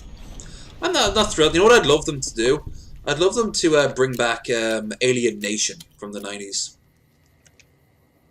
I was like that. I was like that show. It was very ham-fisted, but it'd be very accurate now more than ever. Especially if it continues on with the story of them, like where are the visitors now? Because they've already been on Earth now for decades, so would there be like multiple communities across the Earth, or would there be a new race and then the humans and the visitors would join up and hating them? Because that's usually what happens with immigrant groups. The first generation of immigrants. Why do you think the Irish and the Italians hated each other? The Irish came here first, and then the Italians came afterwards, and suddenly they didn't like each other. You like the sight of your own blood? Oh. Well, the Italians came here a little earlier. I like how they were like, oh, we've been around for a bit. Now it's our time to be racist against somebody. God. Oh, well, I don't want God mode. I want. That was the thing. Oh yeah. That was the thing from my grandfather. Italians used to beat the shit out of him all the time because he was like a French Canadian kid. Oh and yeah. He was new. And that's the thing. Like, it's the new. The new will be attacked. Back to the whole tribe thing, you know. Yeah, everyone gets their turn being the bitch. Yeah. Right now, I think it's probably like what actually who would be the current bitches? Because every race is now represented in America. Would it be like It's pretty much Central and South Americans. Those are the people that they seem to focus on a lot. that's a shame, especially because they're coming up as fucking refugees. Fine by me. Well, yeah, because I mean they're coming from fucking horrible places like Guatemala and Honduras. Mm. And then we send them back there to be murdered by gangs. Because they're like, nope, no refugee status for you. Go fuck yourself. Get your head cut off. All these gangs, all these horrible gangs, because that's exactly who they are, just gangs. Welcome, sir or madam. Fuck off. If anything, all Trump did was get their gangs richer, because now they can smuggle people. That's absolutely retarded, by the way, because those gangs, they have authority within their own countries. They don't want to come up here. They like the authority where they live. Like, they're not coming up here. They're selling drugs to us because of our drug laws, but they're not coming up here. I imagine every time you guys legalize weed somewhere, their power suddenly magically vanishes. What a shock. Yeah, absolutely. Or they at least go into different things, like unfortunately, the opioid crisis, which is dumb. That's not even theoretical. When you look at it, they're tracking it, and you can see how the more states legalize weed, just weed, not the other drugs. Like how much power they lose. It's crazy. Millions of dollars. Millions, as our current POTUS says. Millions. Do you think he's going to be I don't imagine he's ever going to admit that he lost, but do you think there's going to come a point where he just like leaves on his own? Do you think it's going to be like hours before he's forced out, or like minutes? He'll probably walk out and try and make it look like some kind of power move, and it's like, no, you're a trespasser on federal property at this point. Like, you're supposed to. I know people who You're just doing what you're supposed to do. I know people who actively, like, you can tell they joke about it, but you can tell they're thinking, oh, he's going to stay there and order the army. He can't. He can't order the army to do No, he shit. can't do that, and the military hates him. Yeah, the heads of DoD have talked about how much they dislike him didn't because he doesn't someone understand anything about how DoD works. Yeah, it didn't someone in the Pentagon say no, Secret Service said we're very capable of removing trespassers. Yes. So like I just would don't get me wrong, I'd love to see him. Intelligence and military hate him. He's not gonna stay in there. That is no longer your house, buddy. It was never your house anyway. You're a civil servant. You know, like, you have your own home. You have multiple homes because you're a rich fuck. Oh, I'm sure he's gonna, like, take a shit on the carpet and, like, stamp it in with his feet and do. I actually imagine he'd piss. I imagine he'd piss on, like, the rug in the Oval Office before he goes, and then Biden wouldn't even. Biden probably wouldn't. He's gonna be rubbing his snots on all the doorknobs, like everything you can imagine. Although, of course, every president refurbishes the place when he goes in. So that won't make much of a difference, except for the cleaners, who will probably have to deal with some of the worst literal and figurative shit they've ever had to deal with in that place. Yeah. Like I said, there's nothing he's not willing to do. He's so pissed off that that the entire country isn't kissing his ass unanimously. Unfortunately, millions are. He's like, I've already seen it. In his legislation, he's doing everything he can to destroy the country before he gets out. I know. You see, he's been pulling out the troops, which normally I'd be like, yay! But apparently he's pulling them out really haphazardly. He's kind of going like, go now. Everyone has to leave. Literally he's the opposite of a patriot. Like, he hates us now.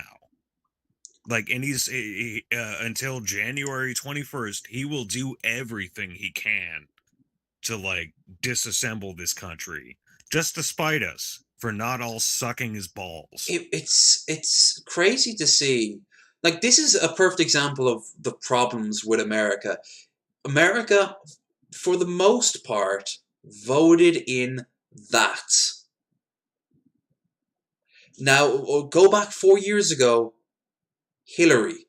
Do you think Hillary would be acting like this if she was getting booted out? You think? No, I think she's a prick, but she wouldn't have been like this. She's absolute scum, but she at the exact same time. I mean, fuck. When Trump got elected, she supported it. Absolutely. She was like, "All right, he have you seen the narrative now? They're Trump's not going to do that for Biden. Have you seen the narrative now on the right saying that this is exactly how Trump was treated? And even though there's footage of him hanging out with Obama, like, what, 48 hours after the election? Yeah. Obama ordained him and, explained the office to him. Yeah. And, Biden obviously doesn't need that. But then again, Biden's got his own problems. Because Biden is a terrible candidate, but he's so much better. So much better. Yeah, well, because anybody is. I can find a 6-year-old on the street that's probably better than throw less hissy fits. It doesn't take. You don't have to look far. I really wonder what's going to become of Trump. He's going to. I know he's thinking like running again, which I don't know why. He's not gonna live that long. For one thing. And also, kind of importantly, like he's already divided the Republican Party. They might let Pence back in, but do you honestly think they're going to let Trump back in? Nobody likes Pence. I know a lot of people from Indiana. Oh, yeah. People fucking despise him in his own state. Pence is nothing. With this weird face that looks like it was shrunk down in Photoshop. It's kind of like Charlie Kirk in that regard. What is it with right-wingers and small faces? I don't know. They always look weird. I started the stream with such high mood, and now I'm feeling very depressed. I'm sorry. American politics always depresses everyone. I know, but hell, the important thing is, kind of, at least for now, we were back. I gave them this. Obviously, I've been streaming on the other channel, but this is This is just great. So one last chat. Let's have a look at the chat before we go. Can't read that Take a little peeky poo. let's have gander. Let's get one of those tubes you have outside the banks and snowball to your kitchen. Oh yeah, that could work. And they deliver your sandwiches. Legal did a great video on the high politicals. I haven't watched that episode yet, two gods. I've been meaning to, but I imagine that Trump, like, there's several things. The one thing I was scared about is that Trump would have assembled his the militias that love him, like the Boogaloo Boys and the MAGA boys and things like that. But the thing is that they don't. He's too dumb to do that, and they're too dumb to assemble. So I'm not afraid of like some sort of coup, because there was talk of a coup, but I was also like aware that like he doesn't have it in him to form a coup. Like I'd be more worried about him trying to order a coup and a couple of fucking idiots attack a couple of cops, and that's it. It's still bad, but like that's not a coup that's taking over the largest country in the world, the wealthiest country in the world with the largest military in the world. Like, it's just not going to happen. He doesn't have the backing of people. He doesn't have the backing of the industry he needs. He doesn't have the backing of the bulk of the population. He doesn't have, despite what he says, and he doesn't have the backing of anything really, except for his sycophants who are now freaking the fuck out over reality knocking them on the shoulder and go, time to go.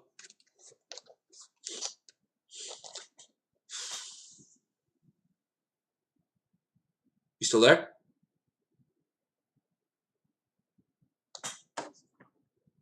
Raw. Oh. You lost the call. Well, anyway, I had to go anyway, so. Guys, it has been very good talking to you. Hopefully, this is the first of a return to form. If not, you know where to find me, other low energy. So be sure to subscribe to both of those channels. I'll be back tomorrow to play some, but not on this, on Twitch. There we go. I'm just doing the outro shill now. But yeah, I'll be on Twitch doing tomorrow at what time is it? At 9, I think. I think it's 9. What time zone? GMT. 9 p.m. GMT. So that's 4 or 5, I think, for East Coast. Anyway, that'll be good. We're playing Public Commando on Twitch. I've never played it before, so I'm looking forward to it. I can't afford Squadrons, but at least I can do something Star Wars. Anyway, yeah, man. Rot, it's been good talking to you, man. Yeah, it's good talking to you. I hope the audience enjoyed our dialogue. If not, well, fuck yous. It's my show. I have it back now. I'm relevant again. Suck my dick. They can fucking suck it to the hilt. Oh, I'm also now getting tired, so I want to stuff my face with whatever's in the fridge that won't make me feel fat, so probably... It's gonna be a bunch of potatoes. That always makes me fat. I haven't bought potatoes in ages. I'm going to do it for Christmas. I'm going to get myself some roasties. I'm going to get myself some roasties and get myself some... I'm actually thinking I'm sick of turkey. I'll probably get myself a nice roast. A nice bit of roast beef. And do up dinner. It'd be pretty nice. Alright guys, make sure to like and sub or I'll piss in your oatmeal. Yeah. And you don't want that lemon zesty oatmeal. Believe me, I know. No, you don't. Okay, well, I'm out of here. So we're back, hopefully, fingers fucking crossed, and if not,